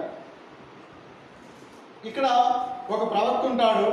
ఆ ప్రవక్త దగ్గరికి ఒక రాజు తన సైనికులు పంపించాడు, అధికారులను పంపించాడు. ఆ రాజు అధికారులు పంపించి ఏమన్నాడంటే, నువ్వు నాతో వచ్చి నాకు ఫేవర్గా ఉండి నాకు శత్రువులైన వాళ్ళతో నువ్వు మాట్లాడి వాళ్ళని శపించినట్లయితే నేను నీకు కావలసినంత డబ్బు ఇస్తాను, కావలసిన బహుమానం ఇస్తాను అని ఒక రాజుగారు ఒక ప్రవక్త దగ్గరికి తన మనుషులను పంపించాడు అనమాట. రాజుగారు ప్రవక్త దగ్గరికి మనుషులు పంపించగానే ఆ ప్రవక్త ఏమంటాడంటే, ఆ వచ్చిన మనుషులతో ప్రవక్త ఏమన్నాడంటే 22వ అధ్యాయంలో 8వ వచనం, 22వ అధ్యాయంలో 8వ వచనం, ఆ వచ్చిన మనుషులతో ఈ ప్రవక్త మాట్లాడుతున్నాడు. అతడు వారితో, ఈ రాత్రి ఎక్కడనే ఉండండి, యెహోవా నాకు సెలవిచ్చిన మాట నేను తిరిగి వచ్చి మీతో చెప్పేదను అనను. అప్పుడు మోయాబు అధికారులు బిలాము వద్ద బస చేసిరి. ఎవరా ప్రవక్త అంటే, ప్రవక్త పేరేంటి? ప్రవక్త పేరు సరే, ఆ ప్రవక్త పేరు బిలాము. అతనికి పంపించిన రాజు పేరు ఏంటంటే బాలాకు. ఆ బాలాక్ అనే మనిషి రాజు వచ్చి, ఆ బాలాక్ అనే అతను మోయాబీలు రాజు, 22వ అధ్యాయం 3వ వచనం, మోయాబీలు రాజు అయిన బాలాకు బిలాము అనే ప్రవక్త తన మనుషులను పంపించి, నీవు వచ్చి నా శత్రువులతో మాట్లాడి నా శత్రువులకు శపించని చెప్తాడనమాట. శపించని చెప్తే ఆ ప్రవక్త ఏమన్నాడంటే, సరే మీరు వచ్చారు కాబట్టి ఇక్కడ ఉండండి, వెయిట్ చేయండి, నేను దేవుడి దగ్గరికి వెళ్తాను, మాట్లాడతాను, దేవుడు నాకు ఏం చెప్తాడో అది మీకు చెప్తానని చెప్తాడు. అలాగే దేవుడి దగ్గరికి వెళ్ళి ప్రార్థన చేస్తే దేవుడు ఆయనతో ఏం మాట్లాడాడంటే, 12వ వచనంలో దేవుడు ఆయనతో స్పష్టంగా మాట్లాడాడు. అందుకు దేవుడు, నీవు వారితో వెళ్ళకూడదు, ఆ ప్రజల్ని శపించకూడదు, వారు ఆశీర్వదించబడిన వారు. ఆ ప్రజలను శపించకూడదు. ఏ ప్రజలను? అతను ఎవరిని శపించమన్నాడు? బిలాము అనే రాజు, క్షమించండి, బాలాకు అనే రాజు, మోయాబీలు రాజు. అతను శపించమనేది ఎవరికనంటే, అతడు ఎవరికి శత్రువు అంటే ఇశ్రాయేలీకి శత్రువు కాదు, ఇశ్రాయేలీకి శత్రువు అనమాట. ఇప్పుడు ఇశ్రాయేల్ని శపించమని చెప్పి ఇశ్రాయేల్ మధ్యలో ఉన్నటువంటి ఒక ప్రవక్తను చెప్తున్నాడు, రికమెండ్ చేస్తున్నాడు ఈ రాజు, బాలాకు అనే రాజు. ఇశ్రాయేల్ ప్రవక్తను పిలిచాడు, అయ్యా ఇశ్రాయేల్ని శపించు, నీవెవరిని శపిస్తే వాళ్ళు శపించబడతారు, నీవెవరిని దీవిస్తే వాళ్ళు దీవించబడతారు, కాబట్టి ఇశ్రాయేల్ని శపించమని చెప్పి బిలాము అనే ప్రవక్తకి బహుమానాలు ఇస్తానని చెప్పి పిలుస్తాడనమాట. ఒకటోసారి ఆ బిలాము అనే ప్రవక్త దేవుని సన్నిధికి వెళ్తాడు, ప్రార్థన చేస్తాడు. దేవుడు కనుక నాకేం చెప్తాడో చెప్తాను అంటాడు. దేవుడు స్పష్టంగా మాట్లాడాడు. ఏమని మాట్లాడాడంటే 12వ వచనంలో, అందుకు దేవుడు, నీవు వారితో వెళ్ళకూడదు, do not go with them, ఆ ప్రజలు శపించకూడదు, డు నాట్ కర్స్ దెమ్, వాళ్ళు ఆశీర్వదించబడిన వాళ్ళు, దే ఆర్ బ్లెస్డ్ పీపుల్, వాళ్ళు ఆశీర్వదించబడిన వాళ్ళు. కాబట్టి వచ్చినటువంటి మనుషులు బాలాకు తలకు మనుషులు, మోయాబీలు తలకు మనుషులు, వాళ్ళతో నువ్వు వెళ్ళొద్దు, ఇశ్రాయేలుని శపించొద్దు అని స్పష్టంగా దేవుడు మాట్లాడాడు. సరే, ఇప్పుడు ఆ ప్రజలు వచ్చిన సైనికులు వెళ్ళిపోయారు. ఆ రాజుతో, బాలాకని రాజుతో మాట్లాడారు. బాలాక్ ఏం చేసిందంటే మరలా కొంతమంది వేరే అధికారులను పంపించి మళ్ళీ బిలామని ప్రవక్తని పంపించాడు. ప్రవక్తని పంపిస్తే మళ్ళీ రెండోసారి కూడా ఈ బిలామని ప్రవక్త ఏమన్నాడంటే 19వ వచనంలో, ఈ రాత్రి మీరు ఇక్కడ ఉండండి, దేవుడు నాకేం చెప్తాడో నేను తెలుసుకుంటాను, ఆ విషయం మీకు చెప్తానంటాడు. ఆ రాత్రి కూడా మళ్ళీ దేవుని దగ్గరికి వెళ్తాడు, ప్రార్థన చేస్తాడు. దేవుని దగ్గర ప్రార్థన చేస్తే దేవుడు ఆయనతో మాట్లాడిన మాట 20వ వచనం, ఆ మనుష్యులు నిన్ను పిలువచ్చిన ఎడల నీవు లేచి వాళ్ళతో వెళ్ళుము, అయితే నేను నీతో చెప్పిన మాట చొప్పునే నీవు చేయవలను. వాళ్ళు వచ్చారు కదా, ఓకే, వాళ్ళతో నువ్వు వెళ్ళు, కాకపోతే నేను ఏం చెప్తానో ఆ మాట చెప్పని చెప్పి స్పష్టంగా దేవుడు ఆయనతో మాట్లాడాడు. పిల్లలు ఇప్పుడు మొదటిసారి వచ్చినప్పుడు దేవుడు నాకు ఏం చెప్తాడో చూస్తానంటాడు. రెండోసారి వచ్చినప్పుడు కూడా దేవుడు నాకు ఏం చెప్తానో చూస్తానంటాడు. మొత్తం మీద దేవుడి దగ్గరికి వెళ్తే దేవుడు చెప్పాడు, నువ్వు వాళ్ళతో వెళ్ళు, go with them but tell them what I told unto you. నీకేమైతే నేను చెప్తానో, నీ నోట్లో ఏ మాట ఉంచుతానో అదే ప్రకారం చెప్పు అంటాడు. పిల్లరా, ఆ మాట ప్రతిరోజు కూడా నీతో దేవుడు మాట్లాడుతున్నాడు. ఆ మాట ప్రతిరోజు కూడా దేవుడు నాతో మాట్లాడుతున్నాడు, స్పష్టంగా మాట్లాడుతున్నాడు. వాట్ హీస్ విల్ అనేది, ఆయన చిత్తం ఏంటో నీ విషయంలో, నీ జీవిత విషయంలో, నీ ప్రవర్తన విషయంలో దేవుడి చిత్తం ఏంటో స్పష్టంగా దేవుడు నీతో మాట్లాడుతున్నాడు. స్పష్టంగా దేవుడు నాతో కూడా మాట్లాడుతున్నాడు. సరే, చాలాసార్లు కూడా ఆ మాటను నడిచమని పెడుతుంటాం. ఓకే, ఇది రెండోసారి దేవుడు ఆయనతో మాట్లాడి రెండోసారి. ఒకటోసారి వెళ్ళొద్దన్నాడు, ఎందుకంటే వాళ్ళు ఆశీర్వదించిన ప్రజలు, వాళ్ళు ఆశీర్వదించబడిన వాళ్ళు, డు నాట్ కష్టం, వాళ్ళు శపించగల స్పష్టంగా దేవుడు చెప్పాడు ఫస్ట్ టైం. సెకండ్ టైం వెళ్ళి కానీ నేను నీకేం చెప్తాను ఆ మాట చెప్పన్నాడు దేవుడు బిలామన ప్రవక్తతో. ఇప్పుడు జరిగింది ఏంటంటే 22వ వచనంలో చూసినట్లయితే, 22వ వచనం చూసినట్లయితే, అతడు వెళ్ళుచుండగా దేవుని కోపము రగులుకొనెను. ఈ ప్రవక్త అనే వ్యక్తి బాలాకన రాజు దగ్గరికి వెళుతున్నాడు, వెళుతుండగా దేవుని కోపం రగులుకొనెను. ఇక్కడ స్పష్టంగా ఏ విషయం కూడా వ్రాయబడలేదు. కానీ ఇప్పుడు నా ప్రశ్న ఏంటంటే, మీరందరూ లైవ్ లో ఉన్నారు, దూరం నుండి వింటున్నారు కాబట్టి మీకు డైరెక్ట్ అయిన ప్రశ్న అడగలేకపోతున్నాను. మన ముందు ఇద్దరే కాబట్టి అడగలేకపోతున్నాను. ప్రశ్న ఏంటంటే, ఇప్పుడు ఈ ప్రవక్త బిలామన ప్రవక్త దేవుని చిత్తానుసారంగా వెళుతున్నాడా, లేక దేవుని చిత్తానికి వ్యతిరేకంగా వెళుతున్నాడా? ఒకవేళ దేవుని చిత్తానుసారంగా వెళ్ళినట్లయితే దేవుని కోపం ఎందుకు రగులుకుంటుంది? The wrath of God why will be arise? దేవుని యొక్క ఉగ్రత ఎందుకు రగులుకుంటుంది? దేవుని కోపం ఎందుకు రగులుకుంటుంది?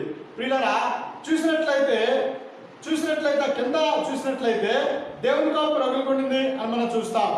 ఈయన గాడిద మీదకి ప్రయాణం చేస్తుంటాడు. అలా ప్రయాణం చేస్తుంటే ఆ గాడిద ఏం చేసిందంటే, ఇప్పుడు గాడిద దగ్గరికి మనం వెళ్తే మళ్ళీ మనకు టైం అయిపోతుంది. ఆ గాడిద ఏం చేసిందంటే 23వ వచనంలో, అది త్రోవను విడిచి పొలంలోనికి పోయాను. గాడిద పొలంలోనికి వెళ్ళిపోయింది అనమాట. కారణం ఏంటంటే, ఒక దేవదూత గాడిదకి ఎదురుగా కత్తి పట్టుకుని నిలబడి ఉన్నాడు దేవదూత. కాబట్టి గాడిద పొలంలోనికి వెళ్ళిపోయింది. బిలాము దాన్ని కొట్టాడు.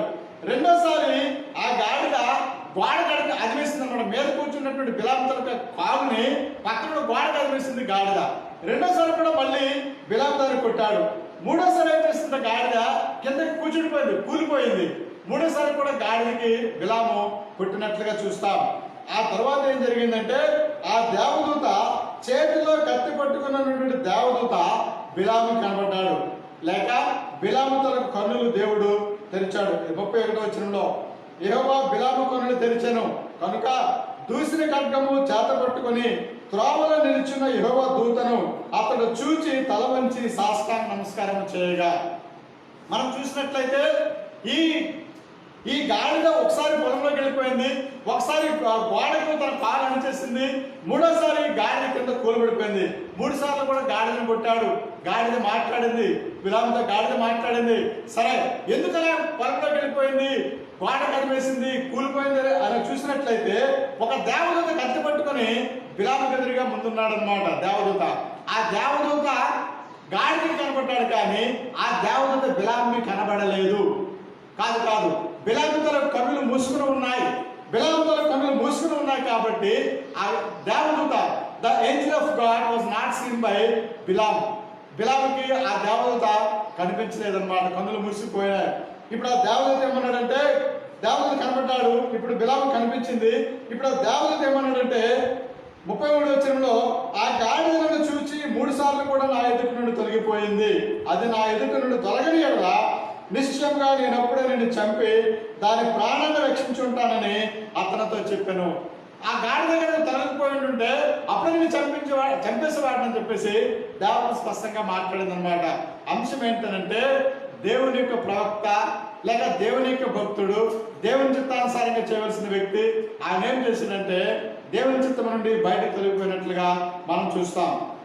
దేవుని చిత్తం నుండి బయటకు తొలగిపోయినాడు.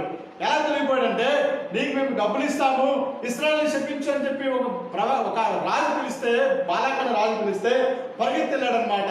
కాదు పరిగెత్తడానికి ముందు నేను దేవుడి దగ్గరికి వెళ్తాను, దేవుడు ఏం చెప్తాడు అంటాడు, ఇశ్రాయేలుని శపించడానికి నువ్వు వెళ్ళాలంటే దేవుడు నీకు వెళ్ళమంటాడా? క్రైస్తవుల్ని శపించడానికి నేను వెళ్తాను అని నువ్వు బయలుదేరితే, క్రైస్తవుని శపించమని ఎవరైనా నీకు పిలిస్తే, అయ్యో దేవుడు నాకు శపించమంటాడో లేదంటాడో, నేను దేవుడిని కనిపెడతానంటే దేవుడు నీకు శపించమని చెప్తాడా? దేవుడు ఎప్పుడు కూడా క్రైస్తవుని శపించమని చెప్పడు. సరే, ఒకవేళ వాడు పాపం చేస్తే, వాడు అనీతి క్రియలు చేస్తే, దుర్మార్గం పనులు చేసినట్లయితే దేవుడు శపిస్తాడు, దేవుడు శిక్షిస్తాడు. That is up to him. అది ఆయన వరకు మాత్రమే. కానీ శపించడానికి నువ్వెవడవు, శపించడానికి బిలాము ఎవరు, శపించడానికి నేనెవడిని? శపించే బాధ్యత, శపించే పని మనకు ఆయన అప్పగించా. సరే, కాబట్టి దేవుడు మొదటిసారి వెళ్ళొద్దన్నాడు, రెండోసారి వెళ్ళిగానే నేనేం చెప్పానో అదే చెప్పన్నాడు. 12వ వచనంలో 20వ వచనంలో కూడా. ఇప్పుడు ఎప్పుడైతే దేవదూత కనిపించాడో, నేను చంపేసేవాడు అని చెప్పి దేవదూత కనిపించాడో, మళ్ళా మూడోసారి కూడా దేవదూత ఆ బిలామున ప్రార్థనతో స్పష్టంగా మాట్లాడాడు.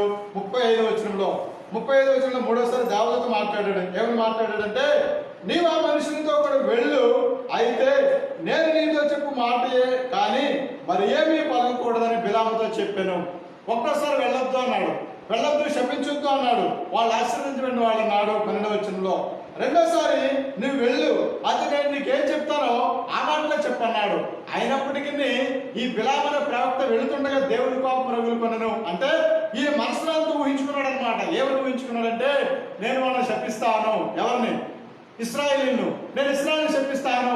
నేను శపించినట్లయితే బాలాకన రాజు నాకు చాలా గిఫ్ట్లు ఇస్తాడు, బహుమానాలు ఇస్తాడు అనుకున్నాడు మనసులో.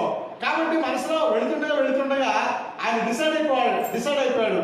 He was decided to curse the people of God, curse the people of Israel. ఇజ్రాయిల్ని శపించడానికి మనసులో నిర్ణయం చేసుకున్నాడు. కాబట్టి వెళుతుండగా దేవుని కోపం రగులుకొనింది. వెళుతుండగా దేవదూత ఒకడు వచ్చి కత్తి పట్టుకుని ఎదురుగా వచ్చాడు. గాడిద గారికి తప్పించి పోయి ఉంటే అక్కడే చనిపోయింది వాడు బిలామున ప్రవక్త. సరే, ఇప్పుడు దావీదు కూడా చెప్పాడు, నువ్వు వెళ్ళి కానీ దేవుడు నీ నోట్లో ఏమైతే ఉంచాడో ఆ మాట చెప్పాలి ఇశ్రాయేలుతో అని చెప్తాడు అనమాట. ఇది మూడోసారి దేవుడు దేవదూత బిలాముతో మాట్లాడినటువంటి సందర్భాలు. సరే, ఇప్పుడు బిలాము అనే ప్రవక్త బాలాకన్ రాజు దగ్గరికి వెళ్ళిపోయాడు.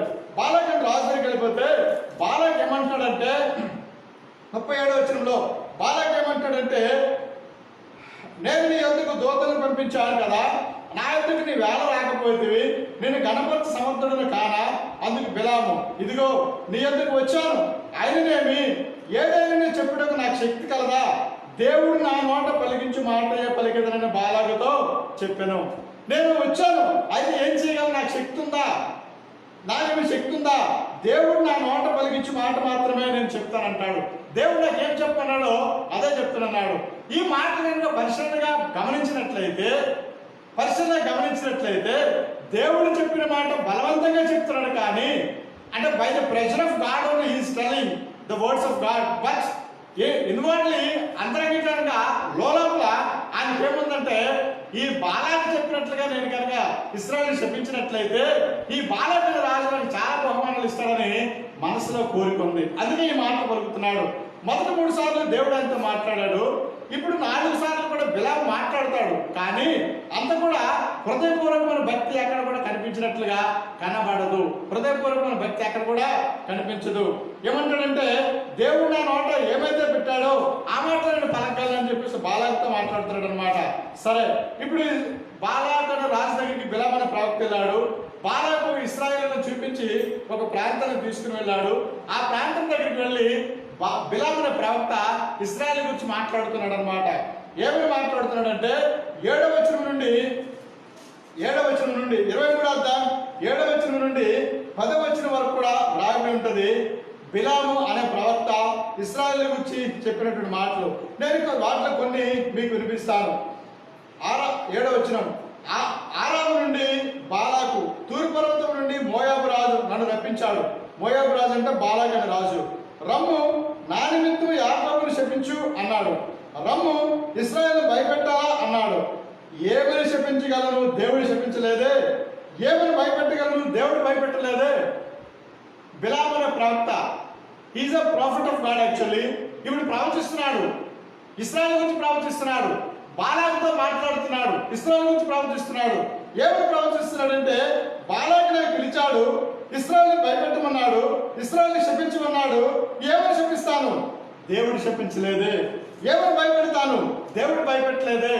అయితే ఇలా మాట్లాడుతూ వచ్చిన తర్వాత అప్పుడు కింద అంటాడు, నీతిమంతుల మరణము వంటి మరణము నాకు లభించును గాక. నీతిమంతుల మరణం వంటి మరణం నాకు లభించును గాక అంటే ఇశ్రాయేలు కనుక శపించినట్లయితే నాకు నీతిమంతుల మరణం రాదు, ఇశ్రాయేలు దీవించినట్లయితే నీతిమంతుల మరణం నాకు వస్తుంది అని చెప్తాడనమాట. మొత్తం మీద ఈ 10 వచనాల్లో కూడా ఇశ్రాయేలుని దీవిస్తాడు బిలాము అనే ప్రవక్త. ఎప్పుడైతే బిలాము అనే ప్రవక్త ఇశ్రాయేలుని దీవించాడో అప్పుడు బాలాకు రాజు ఏమంటాడంటే 11వ వచనంలో, నీవు నాకు ఏం చేసావయ్యా? నా శత్రువులను శపించడానికి నీకు రమ్మన్నాను కదా, నీవు వాళ్ళని పూర్తిగా దీవించావన్నాడు.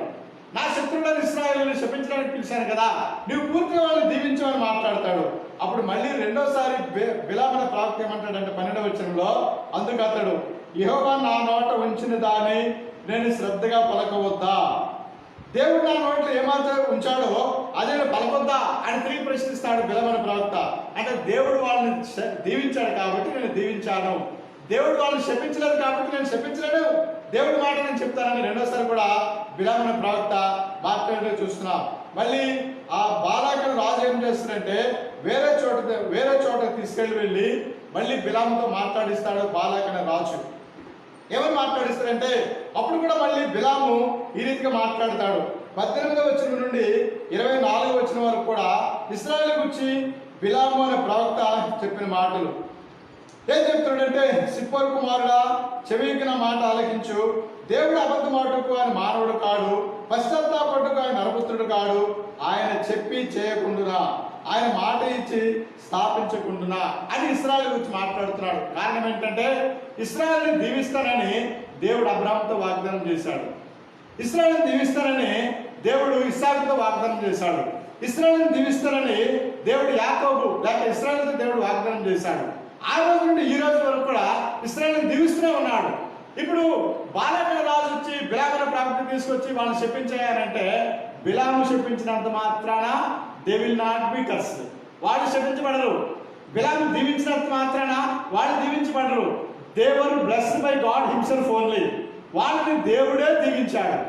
ఆనాటి అబ్రాహాము మొదలుకొని, ఇస్సాకు మొదలుకొని, యాకోబు మొదలుకొని ఈనాటి ఇశ్రాయేలు వరకు కూడా దేవుడు వాళ్ళని దీవించాడు. అట్ ద సేమ్ టైం ఇశ్రాయేలు తనకి జనాంగమైనటువంటి దేవుడు ఇశ్రాయేలు అయినటువంటి దేవుడు వారసులైనటువంటి అబ్రాహాము సంతానంగా పిలువబడినటువంటి దేవుడి ప్రజలైన క్రైస్తవులందరినీ కూడా దేవుడు దీవించాడు, ఆశీర్వదించాడు. They are called blessed people, వాళ్ళు ఆశీర్వదించబడిన ప్రజలు. కాబట్టి మన మధ్యలో ఉన్న ఆశీర్వచన పాత్రలో పాలు పొందాలనుకున్నట్లయితే ఆశీర్వదించబడిన ప్రజలు మాత్రమే పాలు పొందాలా. నువ్వు ఆశీర్వదించబడ్డావా? అయితే పాలు పొందాలా. నేను ఆశీర్వదించబడ్డానా? అయితే పాలు పొందాలా. ఈ ఆశీర్వదించబడిన ప్రజలు ఆశీర్వదించబడిన ప్రజలకి శపించకూడదు. అంటే నేను వేరే క్రైస్తవుడికి ఎవరు కూడా శపించకూడదు. ఒకవేళ ఆయన పాపం చేసినట్టయితే, ఆ వ్యక్తి పాపం చేసినట్టయితే శపించాలనుకుంటే దేవుడు శపిస్తాడు, శిక్షించాలనుకుంటే దేవుడు శిక్షిస్తాడు. ఎందుకంటే దేవుడు అంటాడు, ప్రతిఫలం ఇచ్చుట ప్రతీకారం తీర్చుట నాది అని అన్నాడు. ప్రతిఫలం ఇచ్చుట ప్రతీకారం తీర్చుట నాది అంటాడు దేవుడు ద్వితీయోపదేశకాండంలో. కాబట్టి ప్రతిఫలం ఇవ్వడం కానీ ప్రతీకారం తీర్చుకోవడం కానీ, ఒకవేళ నీకు ఎవరైనా కీడు చేస్తే కూడా ప్రతీకారం తీర్చుకోవడం కూడా దేవుడే చేస్తాడు, ప్రతిఫలం ఇవ్వడం కూడా దేవుడే చేస్తాడు. But do not curse the people of God. Do not curse the people of Christ. క్రీస్తు యొక్క ప్రజలకు కానీ దేవునికి ప్రజలకు కానీ నువ్వు శపించకూడదు. సరే, ఈ రెండోసారి కూడా బిలాము ప్రవక్త వచ్చి ఇశ్రాయేలు గురించి మరలా దీవిస్తూనే వస్తాడనమాట. మళ్ళీ బిలాము బాలాకున్న రాజు కోపం వచ్చింది, రాజుగారి కోపం వచ్చింది. రాజుగారి కోపం వచ్చి చెప్తాడు, ఇంకా మళ్ళీ వేరే ప్రాంతానికి తీసుకుని వెళ్తాడనమాట. ఫర్ ఎగ్జాంపుల్ ఇశ్రాయేల్ ఇక్కడ ఉన్నారనుకోండి, ఇశ్రాయేలు ఒకసారి ఈ పక్కకి తీసుకెళ్లాడు, శపించమన్నాడు, శపించలేకపోయాడు. రెండోసారి ఈ పక్కకి తీసుకెళ్లాడు, రెండోసారి అయిపోయింది, మళ్ళా ఇశ్రాయేల్ని దీవించాడు. మూడోసారి ఈ పక్కకి తీసుకెళ్తాడు అనమాట. తీసుకుని వెళ్తాడు బాలాకున్న రాజు బిలామున ప్రవక్తకి. ఇప్పుడు బిలామున ప్రవక్త మూడో చోటుకు వచ్చాడు. మూడో చోటుకు వచ్చినప్పుడు ఏం జరిగిందంటే 24వ అధ్యాయం 2వ వచనం చివరిలో ఇది 3 నుండి 9 వచనాలు రాయబడ్డాయి. 3 నుండి 9 వచనాలు రాయబడ్డాయి. దేవుడు బిలాముని ఏ విధంగా అభిషేకించాడన్న మాట 2వ వచనంలో రాయబడింది. 2వ వచనం చివరిలో దేవుని ఆత్మ అతని మీదకి వచ్చెను. The spirit of the lord descended on the prophet Balaam. The spirit of the lord descended on Balaam. ఇంగ్లీష్లో బిలామ్ అని రాయలేదు, బాలాం అని రాశారు. బాలాము బాలాకే బాలాం అని రాశారు. సరే, బిలాం మీదకి దేవుని యొక్క ఆత్మ వచ్చినట్లుగా మనం చూస్తున్నాం. 3వ వచనం నుండి కూడా 9వ వచనం వరకు కూడా ఈ సమయంలో కూడా ఇశ్రాయేలు ప్రవక్త దీవించినట్టుగానే చూస్తున్నాం. దీవించాడు దీవించాడు దీవించాడు. ఉదాహరణకి 9వ వచనం, సింహము వలె ఆడు సింహము వలె అతడు కృంగి పండుకొనెను, అతనిని లేపువాడెవడు. సింహము వలె ఆడు సింహము వలె అతడు కృంగి పండుకొనెను, అతనిని లేపువాడెవడు. అతనినంటే ఇశ్రాయేలుని, అతనినంటే యాకోబుని. యాకోబుని లేపిన వాడెవడు. నిన్ను దీవించువాడు దీవించబడును, నిన్ను శపించువాడు శపించబడును. అబ్రాహాముకి దేవుడు ఇచ్చిన వాగ్దానం ఏంటంటే, ఎవరైనా నిన్ను దీవించారనుకోండి వాడు దీవించబడతాడు, ఎవరైనా నిన్ను శపించాడనుకోండి వాడు శపించబడతాడు. అంటే అబ్రాహాముని దీవిస్తే వాడికి దీవెన, అబ్రాహాముకి శపిస్తే వాడికి శాపం. ఇశ్రాయేలుకి దీవిస్తే వాడికి దీవెన, ఇశ్రాయేలుకి శపిస్తే వాడికి శాపం. నేటికి కూడా ఇశ్రాయేలు దేశానికి, ఇశ్రాయేల్ ప్రజలకు మన ప్రపంచంలో కొన్ని దేశాలు వాళ్ళకి అండగా ఉంటున్నాయి. అది అమెరికా అని, అది లండన్ అని, అది కొన్ని దేశాలు ఇశ్రాయేల్, ఫ్రెంచ్ ఒకటి, ఆ ఇజ్రాయెల్ దేశానికి ఫేవర్గా ఉన్నాయి. కారణం ఏంటంటే ఇశ్రాయేల్ కనుక దీవిస్తే వాళ్ళకి దీవెన, ఇశ్రాయేల్ కనుక శపిస్తే వాళ్ళకి శాపం. అమెరికా ఆరోగ్యం డెవలప్ అవడానికి కానీ, సైన్స్ అండ్ టెక్నాలజీ డెవలప్ అవడానికి కానీ ఇశ్రాయేల్ దీవిస్తుంది, ఇశ్రాయేల్ కాపాడుతుంది, ఇశ్రాయేల్ ఫేవర్గా ఉంటుంది. నేను మాట్లాడింది గత చాలా సంవత్సరాలుగా ప్రపంచ యుద్ధాల్లో కానివ్వండి, లేక వ్యక్తిగత యుద్ధాల్లో కానివ్వండి, ఇశ్రాయేల్కి చుట్టుపక్కల దేశాలతో వచ్చిన యుద్ధాల్లో కానివ్వండి, America stands for Israel, America stands for the side of Israel. Israel పక్కన అమెరికా నిలబడుతుంది, ఇంగ్లాండ్ కూడా. సరే, కారణం ఏంటంటే నిన్ను దీవించేవాడు దీవించబడతాడు. ఇశ్రాయేలు కనుక దీవిస్తే వాడికి దీవెన, నిన్ను శపించేవాడు శపించబడతాడు. ఇశ్రాయేలు కనుక శపిస్తే వాడికి శాపం. కాబట్టి అమెరికా ఇశ్రాయేలు శపించలేదు, ఇంగ్లాండ్ ఇశ్రాయేలు శపించలేదు, నువ్వు కూడా ఇశ్రాయేలు శపించకూడదు. ఇశ్రాయేల్ అర్థం ఏంటంటే దేవుని ప్రజలు, క్రైస్తవులు. నువ్వు కనుక శపించినట్లయితే క్రైస్తవుల్ని ఖచ్చితంగా నువ్వు క్షమించబడతావు. క్రైస్తవులు కనుక నువ్వు దీవించినట్లయితే ఖచ్చితంగా దీవించబడతావు. This is the blessing of God. దేవుడు వాళ్ళని ఆశీర్వదించాడు, వాళ్ళు ఆశీర్వదించబడిన ప్రజలు వాళ్ళు, దేవుడు ఆశీర్వదించాడు. ఇప్పుడు బిలాముకి వాళ్ళు శపించాలని చెప్పి బాలాకున్న రాజు పిలిచినప్పటికీ బిలాము cannot curse the people of Israel. Israel శపించలేడు. కారణం ఏంటంటే దేవుడే వాళ్ళని ఆశీర్వదించాడు కాబట్టి. ఇది 3 సార్లు అయిపోయింది. ఈ 3 సార్లు అయిపోయిన తర్వాత కూడా, అంటే 3వసారి కూడా ఈ బిలామున ప్రవక్త చెప్తాడు బాలాకుతో 26వ వచనంలో, యెహోవా చెప్పినదంతయు నేను చేయవలనని నేను నీతో చెప్పలేదా. దేవుడు నాకేం చెప్పాడు అదే నీకు చెప్తాను, నీకు చెప్పలేదా. ఇది 3వసారి బిలాము బాలాకున్న రాజుతో మాట్లాడినటువంటి మాట. 3వసారి కూడా బిలామున ప్రవక్త ఇశ్రాయేలుని దీవించినట్లుగా మనం చూస్తాం. 4వసారి బాలాకున్న రాజుకి బాగా కోపం వచ్చింది. వచ్చిన తర్వాత నువ్వు మరి దీవించొద్దు శపించొద్దు అని కోపంగా మాట్లాడతాడు. అయినా సరే బిలాము ఏం చేశాడంటే 4వసారి కూడా 12వ వచనం 24:12లో బిలామున ప్రవక్త ఏం చెప్తాడంటే, మధ్యలో నేను చదువుతున్నాను, నా ఇష్టము చొప్పున మేలైనను కీడైనను చేయుటకు యెహోవా సెలవిచ్చిన మాటను మేరలేను. 12 స్టార్టింగ్లో అందుకు బిలాము బాలాకుతో, బాలాకు తన ఇంటడి వెండి బంగారం నాకు ఇచ్చినా సరే నా ఇష్టం చొప్పున మేలైన కీడైన చేయడానికి యెహోవా సెలవిచ్చిన మాటను నేను మేరలేను. దేవుడు నా నోట్లో ఏమి మాటించాడో అదే మాట నేను చెప్పాలా, దేవుడు ఏం చెప్పన్నాడో అదే నేను చెప్పాలని చెప్పి బిలామున ప్రవక్త మాట్లాడతాడు. ఈ 4 సార్లు కూడా బిలామే చెప్పాడు. దేవుడు నా మాట ఏ మాట ఉంచాడో ఆ మాట నేను చెప్పాలని. ప్రియులా, ఈ సమయంలోనే ఇంకా కొన్ని మాటలు చెప్తాడు. ఈసారి బాలాకుడు రాజు మాట్లాడుతున్నాడు, కానీ నువ్వు వాళ్ళని దీవించొద్దు శపించొద్దు అని చెప్పాడు. కానీ బిలాము ప్రవక్త ఈ సమయంలో కూడా మళ్ళా ఇశ్రాయేలు గురించి ప్రవచిస్తాడు. ఈ ప్రవచనంలోనే 17వ వచనం మధ్యలో యేసుక్రీస్తు ప్రభువారి యొక్క జన్మను గురించి మాట్లాడతాడు. 17వ వచనం మధ్యలో 24-17 మధ్యలో, నక్షత్రము యాకోబులో ఉదయించును, రాజదండము ఇశ్రాయేలులో నుండి లేచును, అది మోయాబు ప్రాంతములను కొట్టును. మోయాబు ప్రాంతములు అంటే మోయాబుతలకు రాజు బిలాము. మోయాబు ప్రాంతములను కొట్టును. బాలాకు రాజు మోయాబు ప్రజలారా, మిమ్మల్ని అందరినీ కూడా అది మోయాబు ప్రాంతములను కొట్టును. రాజదండము అంటే యేసుక్రీస్తు ప్రభువారు స్కెప్టర్ అంటారు ఇంగ్లీష్ లో. రాజదండము యేసు ప్రభువారి గురించి మాట్లాడుతున్నాడు, ఇశ్రాయేలు గురించి మాట్లాడుతున్నాడు. ఇశ్రాయేలు మోయాబీయులారా మిమ్మల్ని వాళ్ళు కొడతారు అని చెప్తాడనమాట. కిందకు వచ్చినట్లయితే ఆ యేసుక్రీస్తు ప్రభువారి గురించి 19వ వచనంలో, యాకోబు సంతానమున ఏలిక పుట్టును. యాకోబు అంటే ఇశ్రాయేలు సంతానంలో ఏలిక అంటే యేసుక్రీస్తు ప్రభువారు పుడతాడని. అతడు పట్టణంలోని శాసనను నశింపచేయను. పిల్లరా, ఈ సందర్భంలోనే బిలాము అనే ప్రవక్త యేసుక్రీస్తు ప్రభువారికి జన్మను గురించి ప్రవచిస్తాడు. చాలా మంది ప్రవక్తలు ప్రవచించారు, బిలాము కూడా ప్రవచించాడు. అంశం ఏంటంటే ఇక్కడ చూసినట్లయితే బిలాము అనే ప్రవక్త ఈ 2 సార్లు 3 సార్లు కూడా దేవుని దగ్గరికి వెళ్తాను కనిపెడతాను అని చెప్పడంలో ఉద్దేశం ఏంటంటే, మొదటి 3 సార్లు కూడా ఇశ్రాయేలు ప్రజలను శపించడానికి డిసైడ్ అయ్యాడు. ఇది దేవునికి ప్రవక్తకి, లేకపోతే ఒక ఇశ్రాయేలుడికి, లేకపోతే ఒక క్రైస్తవుడికి, లేకపోతే ఒక సేవకుడికి ఇది తగదు. ఇశ్రాయేలు శపించడం తగదు. అయితే బిలాము అనే ప్రవక్త మనసులో కోరుకున్నది ఏంటంటే, ఇశ్రాయేలు కనుక శపిస్తే నాకు బాలాకు రాజు బహుమానాలు ఇస్తాడు.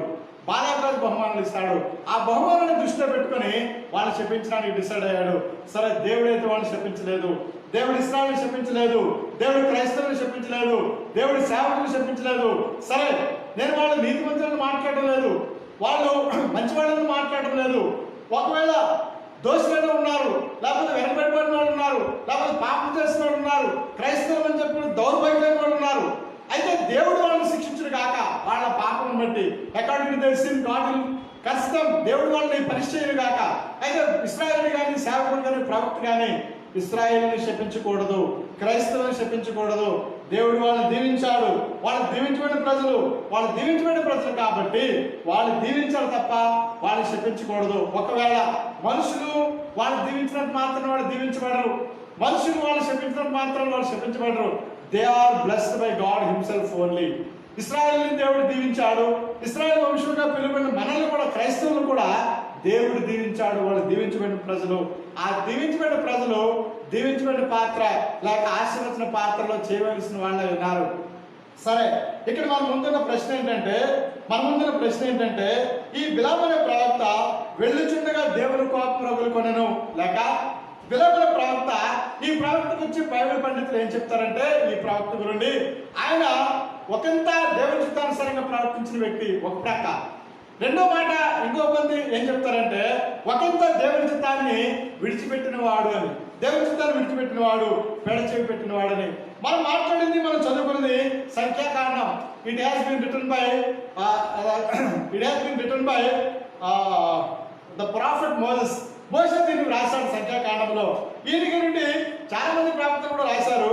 అయితే చివరిగా ప్రకటన గ్రంథంలో చూద్దాం. ఈ బిలాము అనే ప్రవక్త గురించి ప్రకటన గ్రంథంలో చూద్దాం. రండి, 3వ అధ్యాయం,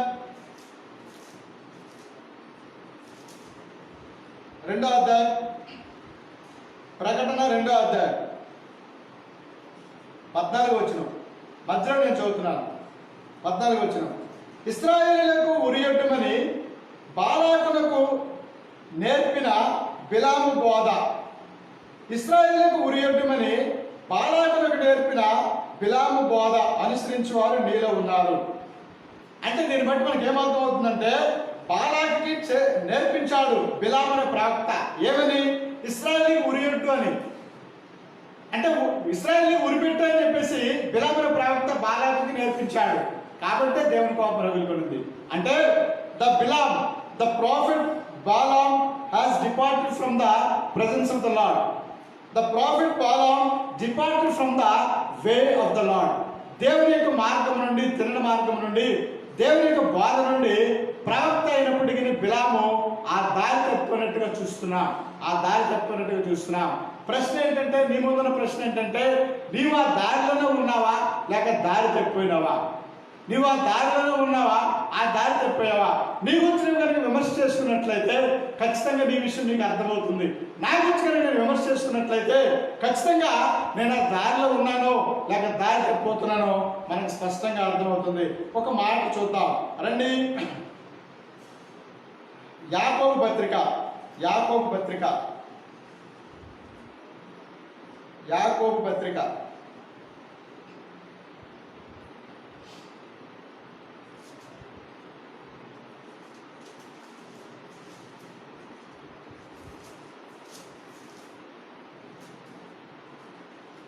తీయని నీరు, చేదు నీరు ఒక్క జల నుండి వస్తాయా?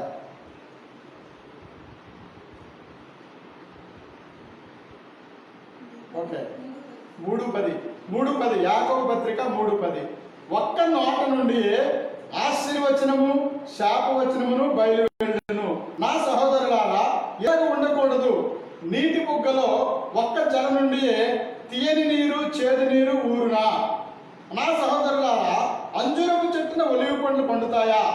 ద్రాక్ష తీగను అంజురపు పండ్ల కాయినా? అటువల ఉప్పు నేలలో నుండి తీయని నీరు ఊరవు. ఇక్కడ మాట ఏంటంటే, శాపము ఆశీర్వచనం కూడా ఒక నోటి నుండి వస్తాదా అంటే, మీ నోట్లో ఆశీర్వచనము శాపవచనం ఒకేసారి వస్తాయా అంటే భావం ఏంటంటే రావు అని అర్థం. పిల్లలు చాలాసార్లు కూడా మనం ఏం చేస్తామంటే, ఇదే నోటితో ఆశీర్వచనం పలుకుతాం, ఇదే నోటితో శాపవచనం పలుకుతాం, ఇదే నోటితో దేవుని యొక్క మాటలు పలుకుతాం, ఇదే నోటితో పాప మాటలు కూడా ఇదే నోటితో పలుకుతాం.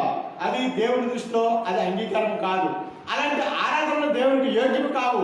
అలాంటి ప్రార్థనలు దేవునికి యోగ్యము కావు.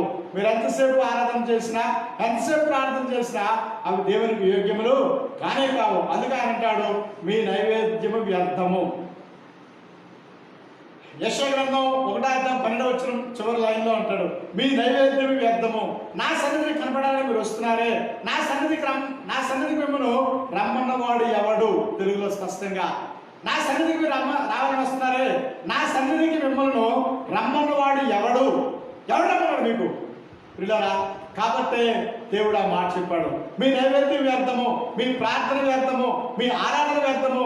అలాంటి ఆరాధన చేసేదానికంటే, అలాంటి ప్రార్థన చేసేదానికంటే సైలెంట్గా ఊరుకోండి అని చెప్పి స్పష్టంగా అక్కడ యెషయా గ్రంథం 1:12 దేవుడు స్పష్టంగా మాట్లాడాడు. కారణం ఏంటంటే, ఒకే నోటిలో నుండి తీయని నీరు, ఒకే నీటిలో నుండి చేదు నీరు కూడా రావని దేవుడు స్పష్టంగా మాట్లాడాడు. బిలాము తన జీవితం చూసినట్లయితే ఆయన ఒక ప్రక్క దేవుని చిత్తం చేయడానికి ఇష్టం ఉంది, ఒక ప్రక్క దేవుని చిత్తం నుండి తప్పినట్లుగా చూస్తున్నాం. కాబట్టి ప్రకటన గ్రంథంలో ప్రవక్త ఏమని రాశాడంటే ఇశ్రాయేలుకు ఉరియొద్దు అని చెప్పేసి బాలాకి నేర్పించాడు బిలాము అనే ప్రవక్త అని చెప్పాడు అనమాట. అంటే ఆయన దారి తప్పినట్లుగానే అక్కడ మనం చూడగలం.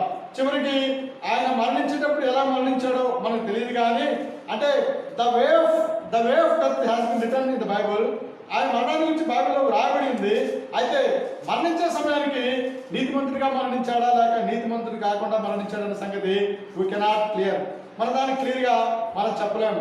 ఆయన ఏ విధంగా మరణించాడంటే ఆయనకి చంపేస్తారనమాట. ఆ తర్వాత భాగంలో చూస్తే 31వ అధ్యాయం, సంఖ్యాకాండం 31వ అధ్యాయం 8వ వచనం, సంఖ్యాకాండం 31వ అధ్యాయం 8వ వచనం చివరి లైన్లో ఇక్కడ కొంతమంది రాజుల్ని చంపేస్తారు. ఆ తర్వాత బెయోరు కుమారుడైన బిలామును ఖడ్గముతో చంపిరి. ఫలానా కుమారుడు. మనకి ఈ రోజు కూడా డాక్యుమెంట్స్ రాసేటప్పుడు, అంటే స్థలాలు కానీ పొలాలు కానీ రాసేటప్పుడు ఈయన ఫలానా కుమారుడు అని రాస్తారు కదా. దానికి ఆరిజిన్ కూడా, దానికి మూలం కూడా బైబిల్ గ్రంథంలోనే మనం చూస్తాం. ఆయన కట్టర్స్ అనమాట. ఆయన ఎవరు కొడుకంటే ఫలానా కొడుకు. బెయోరు కుమారుడైన బిలామును ఖడ్గంతో చంపిరి. He was assassinated by the sword. కత్తితో ఆయన చంపబడ్డాడు అని మనం ఆయన గురించి చూస్తున్నాం. నేను మాట్లాడింది ఆయన విశ్వాసంగా ఉండి మరణించాడా లేక విశ్వాసం తప్పిపోయి మరణించాడా అనే సంగతి మనం క్లియర్ చేయలేం. అది ఆయనకి దేవునికి మాత్రమే తెలుస్తుంది. సరే పిల్లరా, మీ జీవితంలో కూడా మీరు విశ్వాసులుగా ఉన్నారా లేక అవిశ్వాసులుగా ఉన్నారా? మీరు విశ్వాసులుగా ఉన్నారా లేక పిశాచులుగా ఉన్నారన్న సంగతి మీ విషయం మీకే స్పష్టమవుతుంది. ఎంతవరకు మనం చూసింది బిలాము ప్రవక్త గురించి 3 సార్లు దేవుడు మాట్లాడాడు, 4 సార్లు బిలాము మాట్లాడాడు. దేవుడు నా నోటి నుంచి మాట్లాడుతున్నాడు. దేవుడు మాట్లాడిన మాట మాట్లాడుతూ ఉన్నాడు. కానీ అతని ఉద్దేశం ఇంటెన్షన్ ఏంటంటే అవకాశం వస్తే చెప్పిద్దాం, ఎందుకంటే బాలకం రాజు నాకు గిఫ్ట్లు ఇస్తాడు, అవకాశం ఉంటే చెప్పిద్దాం, అందుకే మాట్లాడుతుంటాడు. దేవుడు నాకేం చెప్పాడు అదే చెప్తాను, దేవుడు నాకేం చెప్పాడు అదే చెప్తాను అంటున్నాడు. అంటే దేవుడు ఏమైనా అవకాశం ఇస్తాడు, లేక ఈయనకేమైనా అవకాశం ఉంటే చెప్పించడానికే ఆయన ఇష్టపడుతున్నాడు. But God did not curse the people of Israel. Israel దేవుడు చెప్పించలేదు. దేవుడు బ్లెస్డ్ పీపుల్, వాళ్ళు ఆశీర్వదించబడిన ప్రజలు అన్నమాట. కాబట్టి బిలాము ప్రవక్త ఒకంత దేవుని చిత్తం చేశాడు, అదే సమయంలో ఒకంత దేవుని చిత్తం చేయకపోయినట్టుగా ఆయన గురించి చూస్తాం. ఓకే, రెండవది ఒక రాజు గురించి చూద్దాం. దేవుడు అతను ఎలా బ్లెస్ చేశాడో, దేవుడు అతను ఎలా ఇన్సెన్స్గా తీసుకుని పైకి తీసుకున్నాడు అన్నది ఒక రాజు గురించి చూద్దాం. మొదటి సమూయేలు గ్రంథం 13వ అధ్యాయం. మొదటి సమూయేలు గ్రంథం 13వ అధ్యాయం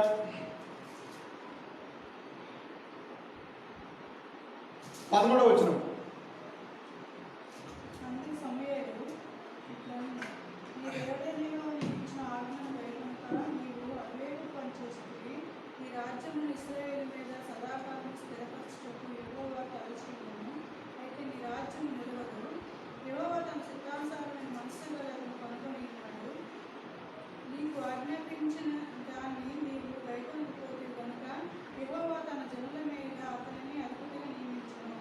ఇక్కడ 13వ వచనంలో ద కింగ్ సాల్ గురించి రాయబడిన మాట ఏంటంటే, నువ్వు దేవుని చిత్తాన్ని విడిచిపెట్టేసావు కాబట్టి ఆ రాజ్యం ఇశ్రాయేలు మీద నువ్వు సదాకాలం రాజుగా ఉండవు. You will not be ever king on Israel అని సౌలు గురించి మాట్లాడే దేవుడు సమూయేలు అనే ప్రవక్త ద్వారా. 14వ వచనం ఏమన్నాడంటే, యెహోవా తన చిత్తానుసారమైన మనసు గల ఒక మనిషిని కనుగొన్నాడు, నీకు ఆజ్ఞాపించిన దాన్ని నువ్వు చేయలేదు కాబట్టి, గైకొనలేదు కాబట్టి యెహోవా తన జనుల మీద అతనిని అధిపతిగా నియమించాడు. అతనిని అధిపతిగా God has appointed that person as captain on Israel. ఇశ్రాయేలు మీద అతనిని అధిపతిగా నియమించాడు.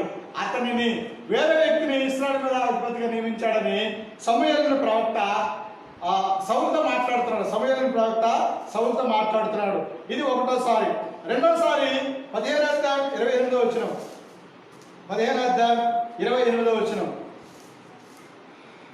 అప్పుడు సమూయేలు అతనితో ఇట్లనెను, నేను యెహోవా ఇశ్రాయేలు రాజ్యమును నీ చేతిలో నుండి లాగివేసి, నీ చేతిలో నుండి లాగివేసి అంటే ఎవరి చేతిలో నుండి? సౌలు చేతిలో నుండి లాగివేసి నీకంటే ఉత్తముడైన నీ పొరుగువానికి దానిని అప్పగించున్నాడు. నీ పొరుగువానికి అంటే ఎవరికి? సౌలు చేతులను తీసేస్తాడు. నీ పొరుగువానికి అంటే ఎవరికి? దావీదుకి అప్పగిస్తాడు. This is the prophecy of God spelled by prophet Samuel. సమూయేలు ప్రవక్త ద్వారా చెప్పబడినటువంటి దేవుడు ప్రవచన మాట ఇది. ఒకటోసారి సౌలుతో మాట్లాడాడు. ఏమన్నాడంటే, నీ రాజ్యం నిలవదు. ఒరిజినల్ గా దేవుడు నిన్నే సదాకాలం రాజుగా ఉంచాలనుకున్నాడు. అంటే నీవు నీ తర్వాత నీ కొడుకు తర్వాత కొడుకు దేవుడు ఉంచాలనుకున్నాడు. నీవు దేవుని చిత్తం చేయలేదు కాబట్టి నీ రాజ్యం నిలవబడదు, అది తీసివేయబడింది, వేరే వాళ్ళకి ఇవ్వబడుతుందని చెప్పేసి 13వ అధ్యాయం 14వ వచనంలో దేవుడు సమూయేలు ద్వారా సౌలుతో మాట్లాడాడు. ఒకటోసారి. రెండోసారి 15వ అధ్యాయం 28వ వచనంలో కూడా అదే మాట దేవుడు మాట్లాడాడు. సమూయేలు ద్వారా సౌలుతో మాట్లాడాడు. ఏమన్నాడంటే, నేడు యెహోవా ఇశ్రాయేలు రాజ్యమును నీ చేతులను లాగివేసి నీకంటే ఉత్తముడని నీ పొరుగువానికి దానిని అప్పగించి ఉన్నాడు. ఇది రెండోసారి. మూడోసారి 16వ అధ్యాయం 11వ వచనంలో ఎవరైతే కొత్త రాజు అవుతాడో ఆ కొత్త రాజుకి ఆల్రెడీ అభిషేకం కూడా చేశాడు ఈ సమూయేలు ప్రవక్త.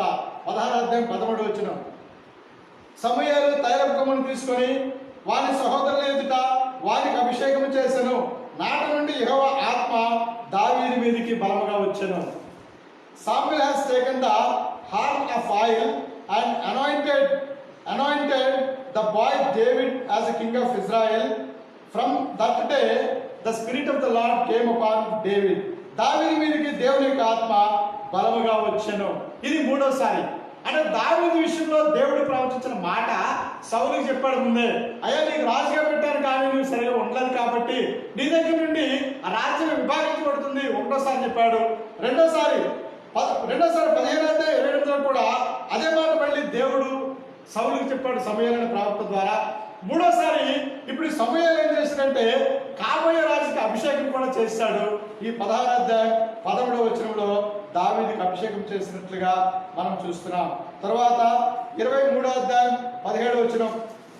23:17 నీవు ఇశ్రాయేలుకు రాజు అగుదువు, నేను నీకు సహకారినవుదును, ఇది నా తండ్రి అయిన సౌలునకు తెలిసి ఉన్నది అని అతనితో చెప్పి దేవుణ్ణి బట్టి అతన్ని బలపరచను. ఈ మాట చెప్పింది ఎవరనంటే సౌలు తనక కొడుకు, సౌలు తనక కుమారుడు, అతని పేరు ఏంటంటే ఏమండి యోనాతాన్ is the best friend of David. యోనాతాన్ is the son of Saul, king Saul. సౌలు తన కుమారుడు యోనాతాను. అయితే ఈ యోనాతాన్ అనే సౌలు కుమారుడు దావీదుకి ఫేవర్, లేకపోతే దావీదుకి బెస్ట్ ఫ్రెండ్. దావీదుకి వాళ్ళిద్దరి గురించి ఏం చెప్తారంటే ఒక స్త్రీ పురుషుడిని ప్రేమించినట్టుగా వాళ్ళిద్దరి మధ్యలో ప్రేమ ఉంది. ఒక స్త్రీ పురుషుని ప్రేమిస్తుంది, ఎలా ప్రేమిస్తుందో యోనాతానుకి దావీదు మధ్యలో అలాంటి ప్రేమ ఉందన్నమాట. ఈ యోనాతాను ఏమన్నాడంటే అయ్యా నీవు ఇశ్రాయేలుకి రాజు అవుతావు, you will become king of Israel, నేను నీకు సహకారంగా అవుతున్నావు, ఐ విల్ కోఆపరేట్ యూ. ఇది నా తండ్రి సౌలుకి తెలుసు కాబట్టి అతను ప్రవర్తిస్తున్నాడు. అయితే కాబట్టి నేనేం చేస్తున్నానంటే దేవుడిని బట్టి అతన్ని బలపరిచాడు యోనాతాను అనే సౌలు తన కుమారుడు. అంశం ఏంటంటే ఈ దావీదుని రాజు అవుతాడని చెప్పేసి సౌలుతో దేవుడు మాట్లాడాడు సమూయేలు ద్వారా. ఈ దావీదు రాజు అవుతాడని చెప్పి సమూయేలు ప్రవక్త ద్వారా సౌలుతో రెండోసారి దేవుడు చెప్పాడు సమూయేలు ద్వారా. ఈ దావీదు రాజు అవుతాడని ఈ సమూయేలు ప్రవక్త he came directly and anointed boy David as king of Israel. అప్పటికి అతని వయస్సు 30 సంవత్సరాలు కాదు, సుమారుగా ఈ 17వ రాయబడి ఉంటుంది బాలుడైనటువంటి దావీదు అని రాయబడి ఉంటుంది. గొలియాతుతో దెబ్బలాడినప్పుడు బాలుడు అని రాసి ఉంటుంది. ఇంగ్లీష్లో ఏమో రాస్తుందంటే 17:33 వారితో పోరాడటకు నీకు బలం చాలదు, నీవు బాలుడవు అని తెలుగులో. ఇంగ్లీష్లో ఏం రాస్తుందంటే యూత్ అని రాశారు, యూత్ అని అంటే యవనస్తుడు అని.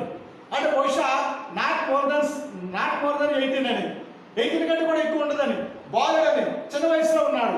ఆ చిన్న వయసులో ఉన్న బాలుడైన దావీదుకి సమూయేలు ప్రవక్త అభిషేకం చేశాడు as a king of Israel, Israel రాజుగా అభిషేకం చేశాడు.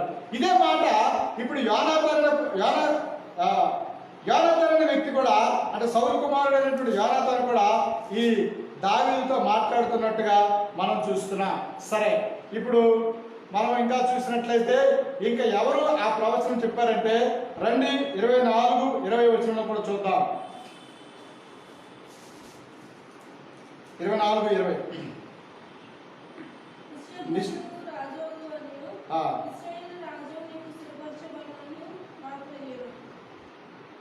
ఎవరు మాట్లాడారు? 18వ వచనం, నన్ను నీ చేతికి అప్పగింపగా నన్ను చంపక విడిచినందుకు ఈ దినమున నీవు నా అపకారమును బట్టి ఉపకారం చేసిన వాడవై నా ఎడల నీకు ఉపకార బుద్ధిని వెల్లడి చేసిన కనుక నీవు నాకంటే నీతిపరుడవు.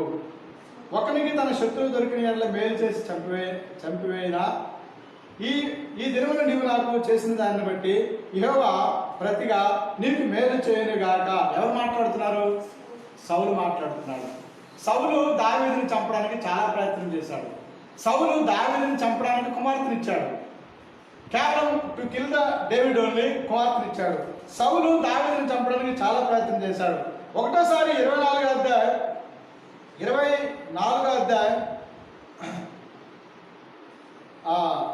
24వ అధ్యాయం సౌలు దావీదుని దొరికినప్పటికీ చంపకుండా పై వస్త్రాన్ని కోసి వెళ్ళినట్టుగా చూస్తాం. దానికంటే ముందు దావీదుని చంపడానికి సౌలు ప్రయత్నం చేశాడు. ఇది దావీదుకి తెలుసు. ఇప్పుడు సౌలు దగ్గర పడుకున్నాడు. పడుకునుంటే అక్కడికి దావీదు వచ్చాడు. దావీదుతో కొంతమంది జనులు ఉన్నారు. వీళ్ళేమన్నారంటే సౌలుని చంపేస్తామన్నారు వాళ్ళు. అప్పుడు దావీదు ఏమన్నాడంటే he was anointed by God, so do not kill him అని దావీదు వాళ్ళకి చెప్పినట్టుగా అక్కడ మనం చూస్తాం. అతను దేవుని చేత అభిషేకించబడిన వాడు కాబట్టి అతన్ని మనం చంపకూడదు అని చెప్తాడు. 24వ అధ్యాయం 6వ వచనంలో ఇతడు యెహోవా చేత అభిషేకం పొందిన వాడు కనుక యెహోవా చేత అభిషిక్తుడైన నా ప్రభువునకు నేను ఈ కార్యము చేయను, యెహోవాను బట్టి అతను నేను చంపను. దావీదు చెప్తున్న మాటలు ఇది. దేవుని చేత అభిషేకం పొందిన ఒక యవనస్తుడైన బాలుడు చెప్తున్న మాట ఇది. అతను దేవుడు అభిషేకించాడు అతను సౌలుని రాజుగా ఇశ్రాయేలు మీద, కాబట్టి నేను అతను చంపనని దావీదు స్పష్టంగా చెప్తాడు. అతనితో ఉన్న వాళ్ళతో కూడా ఈ మాట చెప్తాడు. సరే, ఇప్పుడు సౌలు దావీదు దొరికినప్పటికీ సౌలుని దావీదు చంపకపోయినందుకు ఇప్పుడు సౌలు ఏమని మాట్లాడుతున్నాడంటే, దావీదు ఏమని మాట్లాడుతున్నాడంటే, నేను నీకు అపకారం చేశానయ్యా, నాకు నీవు ఉపకారం చేశావు. నీకు అపకారం చేశావు, నాకు నీవు ఉపకారం చేశావు. నీవు ఉపకారం చేశావు కాబట్టి నీకు ఏం జరుగుతుందనంటే 24:19 ఈ దినమున నీవు నాకు చేసిన దానిని బట్టి యెహోవా ప్రతిగా నీకు మేలు చేయునుగాక. యెహోవా ప్రతిగా నీకు మేలు చేయునుగాక. నిశ్చయముగా నీవు రాజు అగుదువు. నిశ్చయము అది గ్రీక్లో దాన్ని ఏమంటారంటే ఆమెన్ అని అంటారు. నిశ్చయము ఎష్యూర్లీ అంటారు ఇంగ్లీష్లో, ఆమెన్ అంటారు గ్రీక్ భాషలో. నిశ్చయంగా నీవు రాజు అగుదువు, ఇశ్రాయేలు రాజ్యం నీకు స్థిరపరచబడునని నాకు తెలియను. అంశం ఏంటంటే సమూయేలు ప్రవక్త ప్రవచించాడు దావీదును రాజుగా. సమూయేలు ప్రవక్త సౌలుతో చెప్పాడు, నీకు రాజ్యం ఉండదు, నీ తర్వాత ఒక వ్యక్తి వస్తాడు, రాజు అవుతాడని. సమూయేలు 2 సార్లు మాట్లాడతాడు. మూడోసారి అభిషేకం చేశాడు సమూయేలు. 4వసారి యోనాతాను అంటే సౌలు కుమారుడు యోనాతాను ఏమంటాడంటే దావీదు విషయంలో నువ్వు రాజు అవుతావు అన్నాడు. నా ప్రశ్న ఏంటంటే, కాబోయే రాజు దావీదైతే, ప్రస్తుతం ఉన్నటువంటి రాజు సౌలు అయితే, ప్రస్తుతం సౌలు దావీదుకు దొరికిపోతే ఇప్పుడు యోనాతాను మాటను బట్టి దావీదు ఏం చేసి ఉండాలా? యోనాతాను మాటను బట్టి దావీదు ఏం చేయాలంటే మరి ఎప్పుడు రాజకీయం వస్తుంది? మామూలుగా వాళ్ళు రాజకీయం వస్తుందా? చాలా మంది వాళ్ళు చంపేశారు. మామూలుగా వాళ్ళు రాజ్యం రాదు. కాబట్టి ఇప్పుడు దావీదు ఏం చేయాలంటే, నేను రాజు అవుతానని చెప్పాడు, నిన్న కాకపోతే నాకు అభిషేకం కూడా చేశాడు, అభిషేకం చేసిన తర్వాత నేను గొలియాతుని చంపేశాను, నేను కాబోయే రాజునని మా బామర్ది అంటే యోనాతాను కూడా నువ్వు రాజు అవుతావని చెప్పాడు, ఇప్పుడు మా మామ నాకు అడ్డంగా దొరికాడు, నేను చంపేయాలని దావీదు అనుకోవాలా? దావీదు ఏమన్నాడంటే, అభిషేకించబడిన వాడిని నేను ముట్టను, నేను చంపనని దావీదు మాట్లాడి చూస్తున్నా. ఇప్పుడు సౌలే తన నోటితో ఏమన్నాడంటే, నువ్వు చేసిన మేలుని బట్టి దేవుడు నీకు మేలు చేయను గాక. అదేంటో మేలంటే, నిశ్చయంగా నీవు రాజు అగుదువు, ఇశ్రాయేలు రాజ్యం నీకు స్థిరపరచబడునని నాకు తెలియను. మొదట ఒక ప్రవక్తతో చూసినా, ఆ ప్రవక్త దేవుని చిత్తం చేయాలనుకుంటున్నాడు, ఆ మార్గంలో వెళుతున్నాడు, కానీ he was departed from the way of the lord. ఆయన దేవుని మార్గంలో నుండి తొలగిపోయినట్టుగా చూస్తున్నాం. కాబట్టి దేవుని కోపం మనకి ఎదురుగా వచ్చినట్టుగా, దేవుని మీద కత్తిపెట్టుకుని వచ్చినట్టుగా మనం చూస్తున్నాం అక్కడ బిలామున ప్రవక్త నుండి. ఇక్కడ దావీదు గురించి చూసినట్లయితే సమూయేలు ప్రవచించాడు, సమూయేలు అభిషేకించాడు, యోనాతాను చెప్పాడు నువ్వు రాజు అవుతావని, చివరికి సౌలు కూడా నువ్వు రాజు అవుతావు అని చెప్పాడు. ప్రశ్న ఏంటంటే దావీదు సంహరించడానికి అవకాశం దొరికినప్పుడు దావీదు సంహరించలేదు. నా ప్రశ్న ఏంటంటే, ఈ దావీదు ఈ రీతిగా రాజు అవ్వడానికి కారణం ఏంటంటే, ఈ కేవలము మనము 4-5 మాటలు చదివినాం, డీటెయిల్గా స్టడీ చేయలేదు, 4-5 మాటలు చదివినాం. దావీదు రాజు అవ్వడానికి తన జీవితంలో తనకు వచ్చినటువంటి ఇబ్బందులు కానివ్వండి, శ్రమలు కానివ్వండి, కష్టాలు కానివ్వండి చాలా వచ్చాయన్నమాట. ఇదే రాజు ఇంటి పట్టుకొని చంపడానికి మీద విసిరాడు, 2 times విసిరాడు. అదే ఫిలిస్తీన్కి చనిపోవాలని ఫిలిస్తీన్ మీద యుద్ధాన్ని పంపించాడు. ఎలా పంపించాడంటే, దావీదుని కమాండరీ చేశాడు, మిలిటరీ మీద కమాండరీ చేశాడు. ఈ కమాండరీగా చేసి దావీదు ఆధారంలో ఉన్నటువంటి ఇశ్రాయేలు యోధులతో ఫిలిస్తీన్ దెబ్బలాడికి వెళ్ళమన్నాడు. అంటే అక్కడ ఫిలిస్తీన్ దావీదుని చంపాలని ఉద్దేశంతో పంపించాడు అనమాట. కానీ గాడ్ వాజ్ విత్ డేవిడ్. దావీదుతో దేవుడు ఉన్నాడు, దావీదుకి దేవుడు సహాయకుడిగా ఉన్నాడు, దావీదు దేవుడు రాజుగా చేయాలనుకున్నాడు. నీ విషయంలో దేవుని ఉద్దేశం ఏంటి? నీ విషయంలో కూడా ఉన్నత సాధించాలనుకున్నాడు. నీ వ్యాపారమైనా, నీ వ్యవసాయమైనా, నీ ఉద్యోగమైనా, లేకపోతే నీ చదువైనా, whatever it may be, దేవుడు ఏమనుకుంటాడంటే ఉన్నత స్థాయిలో ఉంచాలనుకుంటున్నాడు. దేవుడు అనేక సార్లు ప్రవచించాడు, ప్రవక్తల ద్వారా, దేవుని సేవకుల ద్వారా ప్రవచించాడు, వాగ్దానం ద్వారా దేవుడితో మాట్లాడాడు ఉన్నత స్థాయిలో ఉంచాలని, దావీదులాగే నీకు ఉంచాలని, దావీదులాగే నీకు చేయాలని దేవుడు అభిషేకం చేశాడు కూడా. 1 మారు మనస్సు, 2 బాప్తిసం తీసుకున్న తర్వాత పెద్దలు నీ మీద చేతులుంచి ప్రార్థన చేశారు. ప్రార్థన చేసేటప్పుడు ఆ రోజు ఏం జరిగిందంటే నీకు వరాన్ని కూడా దేవుడు ఇచ్చాడు. తిమోతి పత్రిక 1 తిమోతి 4:14 వచ్చిన పెద్దలు హస్తనిక్షేపణము చేయగా ప్రవచన మూలమున నీకు అనుగ్రహింపబడి నీలో ఉన్న వరమును అలక్ష్యం చేయకము. నీకు ఒక వరాన్ని కూడా దేవుడు ఇచ్చాడు హస్తనిక్షేపం చేసినప్పుడు. ఆ వరం ఏంటంటే కొంతమందికి ఉద్యోగం, కొంతమందికి సేవ, కొంతమందికి వ్యాపారం, కొంతమందికి వ్యవసాయం, కొంతమందికి దేవుని పరిచయంలో భాగం, కొంతమందికి వ్యక్తిగత ఆ పనులు చేస్తున్నప్పుడు దేవుని మందిరంలో ఒక్కొక్క బాధ్యత దేవుడు ఇస్తాడనమాట. కొందరు పాడుతారు, కొందరు వాయిద్యాలు వాయిస్తారు, కొందరు స్వార్థ చెప్తారు, కొందరు చర్చిలో వాక్యం చెప్తారు. ఒక్కొక్క వరాన్ని దేవుడు ఇస్తాడనమాట. I don't know that what is the gift God has given unto you. నీకు దేవుడు ఎవరు ఇచ్చాడు నాకైతే తెలియదు కానీ but God has given a gift unto you. నీకు ఒక గిఫ్ట్ ఇచ్చాడు అనమాట, వరం ఇచ్చాడు అనమాట. దావీదుకి అదే వరం ఇచ్చాడు. ఏంటంటే రాజుగా వరం ఇచ్చాడు, రాజు అవుతాడని వరం ఇచ్చాడు, రాజు అవుతాడని అభిషేకం చేశాడు. నీవు బాప్తిస్మం తీసుకున్న తర్వాత పెద్దలు నీకు హస్తనిక్షేపం చేసినప్పుడు ఆ రోజున దేవుడు నీకు వరం ఇచ్చాడు. నువ్వు ఏమవ్వాలి, ఏం చేయాలని దేవుడు నీకు వరం ఇచ్చాడు అనమాట. ఆ వరం నీ జీవితంలో నెరవేర్చుకోవాలంటే దావీదుకి సౌలు ఏమన్నాడంటే, నీవు ఉపకారం చేశావు, నాకంటే నువ్వు నీతిమంతుడు, నువ్వు నాకు ఉపకారం చేశావు కాబట్టి దేవుడు నీకేం చేస్తుందంటే ఖచ్చితంగా నీవు రాజు అవుతావు. ముందు అభిషేకం చేశాడు కదా 16వ అధ్యాయంలో, 17వ అధ్యాయంలో అభిషేకం చేశాడని చెప్పడానికి రుజువుగా గొలియాతును చంపాడు దావీదు. అభిషేకం చేసిన రుజువుగా యోనాతాను నీవు రాజు అవుతావని. సౌలు కూడా అనేసాడు నీవు రాజు అవుతావని. ప్రియులారా, శత్రువు అయినప్పటికీ లేక శత్రువుగా పరిణించినప్పటికీ సౌలు దేవుని మాట పలికాడు. దావీదుని రాజుగా ప్రవచించాడు అనమాట. పిల్లరా, ఆ ఉద్దేశం నీ జీవితంలో నెరవేర్చబడాలంటే, ఆ ఉద్దేశం నా జీవితంలో నెరవేర్చాలి. నువ్వు చేయవలసిందల్లా ఏమిటంటే, ఎవరైనా నీకు కీడు చేశారా, నువ్వు వాళ్ళకి మేలు చేయము. ఎవరైనా నీకు అన్యాయం చేశారా, వాళ్ళకి న్యాయం చేయు. ఎవరైనా నీకు అపకారం తలపెట్టారా, వాళ్ళకి ఉపకారం తలపెట్టు. అలా చేసినట్లయితే దేవుని యొక్క తిన్నని మార్గంలో నువ్వు ఉన్నట్లు, అలా చేసినట్లయితే దేవుని యొక్క తిన్నని మార్గంలో నేను ఉన్నట్లు. పిల్లారా, అలాంటి వాళ్ళు ఆశీర్వచన పాత్రలో పాలు పొందాలా, ఆశీర్వచన పాత్రలో పాలు పొందాలా. దేవుడు మనల్ని దుష్టత్వం నుండి బయటకు తీసుకొచ్చాడు, అంటే పాపం నుండి శాపం నుండి బయటకు తీసుకొచ్చాడు. వాస్తవమే, శాపం నుండి పాపం నుండి బయటకు తీసుకొచ్చాడు. అయితే ఆ తిన్నని మార్గంలో ఉండాలా. అందుకే దైవజనుడైన పౌలు గారు, అది నాకు సమయం అవుతుందని నేను పక్కన పెడుతున్నాను కానీ అదే మాట వస్తుంది. దైవజనుడైన పౌలు గారు 11వ అధ్యాయం 2 కొరింథీలో ఈ మాట చెప్తాడు. 2 కొరింథీ 11వ అధ్యాయం 3వ వచనం.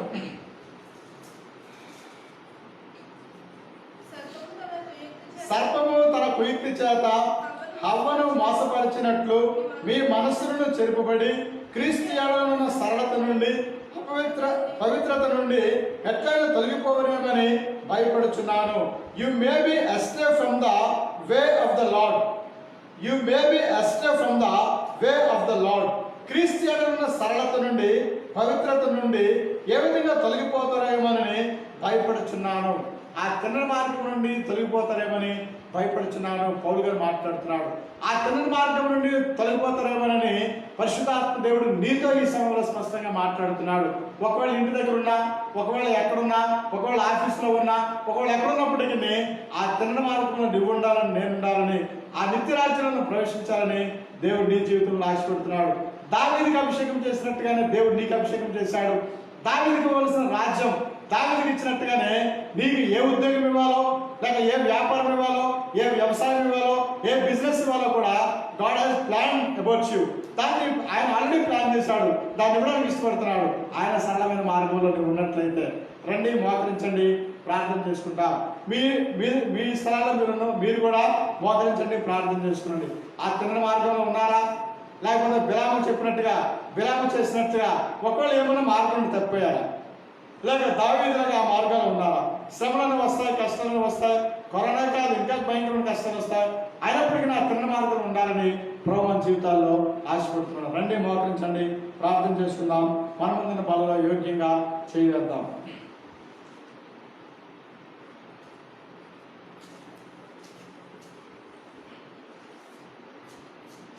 తండ్రి, దయగలిగిన ప్రభువా, మీకు వందనాలు చెల్లిస్తున్నాం నాయన. మామూలు పాటలను చూపిస్తున్నాం. మరోసారి రక్షించడం కదండి, యోగ్యంగా మీ శరీరాన్ని కట్టిన ప్రత్యేక అక్షరాలలో పాల్గొంటున్న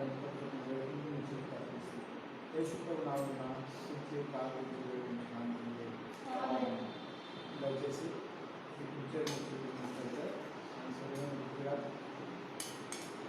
తీసుకెళ్ళి చిన్న బాగా తీసుకుని ప్రసాదం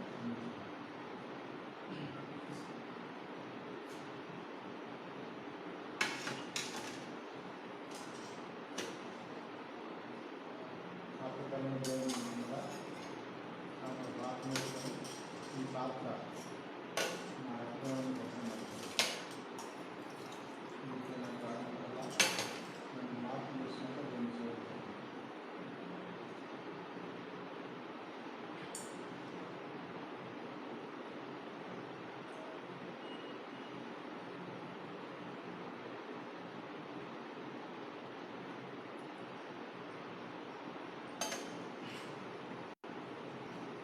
శుద్ధాలు పొందనాలు మీ శరీరానికి అగ్ని గుర్తుగా ఎక్కడ రాక్షసాలు ఆదివారం కాలం ప్రస్తుతిస్తున్నాం ఒకసారి ప్రారంభిస్తున్నాను మీ రకంగా ఉంటారని చూపించండి వేడిగా చేయాల్సిన ఐదుగా చేయాల్సిన నేను మిగిలిన బాగా ప్రపంచంలో పరిశుభ్రంగా అందరినీ నాశనం చేసుకుంటాను మా కళాశాలలో మా జిల్లాలో నాశనం మా దేశంలో ఎప్పుడు ప్రార్థిస్తున్నాను నా బాబు ప్రార్థిస్తున్నాను దేవతలను నా కూర్చోలందరూ సంఘాన్ని ప్రార్థిస్తున్నాను కుటుంబాన్ని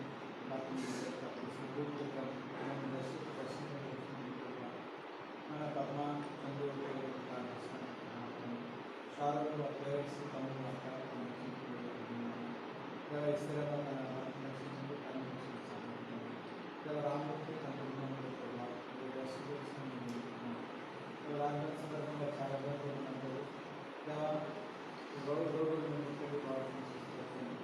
అదే నేను కొత్తగా చేసుకోవాలని సహాయం మా రాష్ట్ర ప్రభుత్వాన్ని సెంట్రల్ గవర్నమెంట్ని అందరినీ చేస్తున్నాను రాష్ట్రాన్ని దేశం వాతావరణం చేస్తూ ఇంకా సమయాన్ని చేయండి ప్రతి వాళ్ళు వాళ్ళు తీసుకుని రక్షించే సహాయం చేస్తూ మనకి వేసుకున్న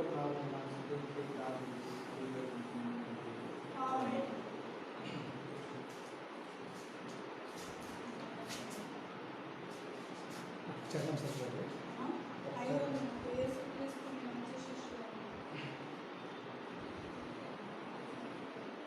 ఒక పాట పాడుకుని ప్రాణం సమర్పించుకుంటాం 530 పాట సంఖ్య 530 ప్రాణం సమర్పించిన తర్వాత గురి ప్రార్థన ప్రవేశిస్తుంది అంతవరకు కూడా లైన్లో ఉండమని ప్రాంతం కోరుతున్నాం.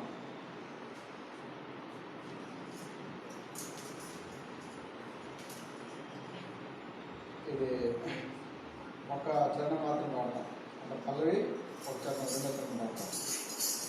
యేసు క్రీస్తుని మంచి శిష్యులముగా యేసు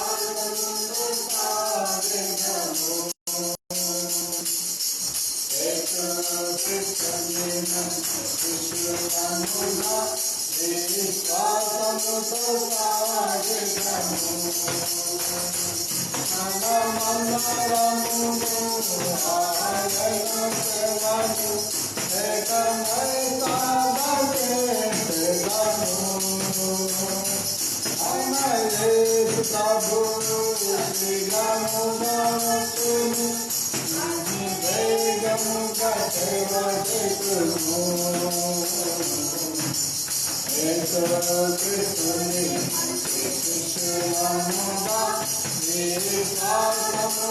సాగెదము.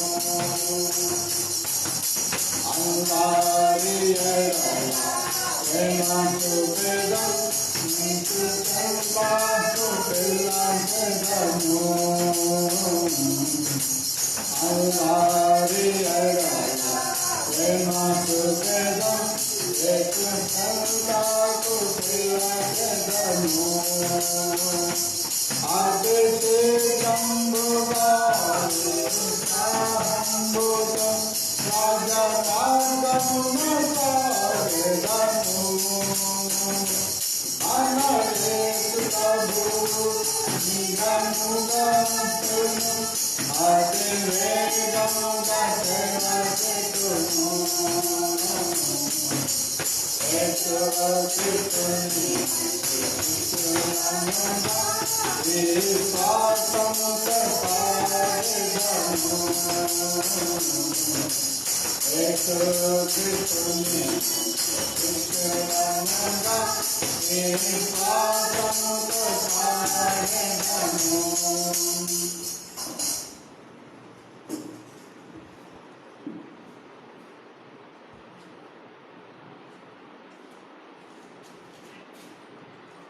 ప్రార్థన చేసుకుంటాము, ముగించుకుంటాం.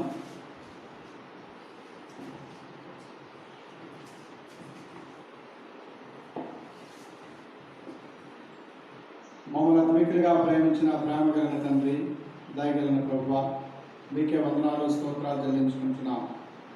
ఉదయకాలం నుండి ఇంతవరకు కూడా మీ సన్నిధి మాకు తోడు ఉంచినందుకే స్తుతిస్తున్నాం. ప్రభువా, ప్రార్థనలో, పాటల్లో, వాయిద్యాల్లో, మొదటి వర్తమానంలో ఆరాధించడంలో సహాయపడ్డారు. బలవర్తమానంలో బలలో చేయడంలో చూపించారు. కానుకల్లో మీకు సహాయపడిన ప్రేమగా నీకు స్తోత్రాలు స్తుతులు చెల్లించుకుంటున్నాం దేవా. మరొకసారి నీ పాదములకు వస్తున్నాం నాయన. ప్రతి పైసా నీ సేవలు వాడబడడానికి చూపించండి, సహాయపడండి దేవా. మీరే వందనాలు తెలుస్తున్నాము ప్రభువా.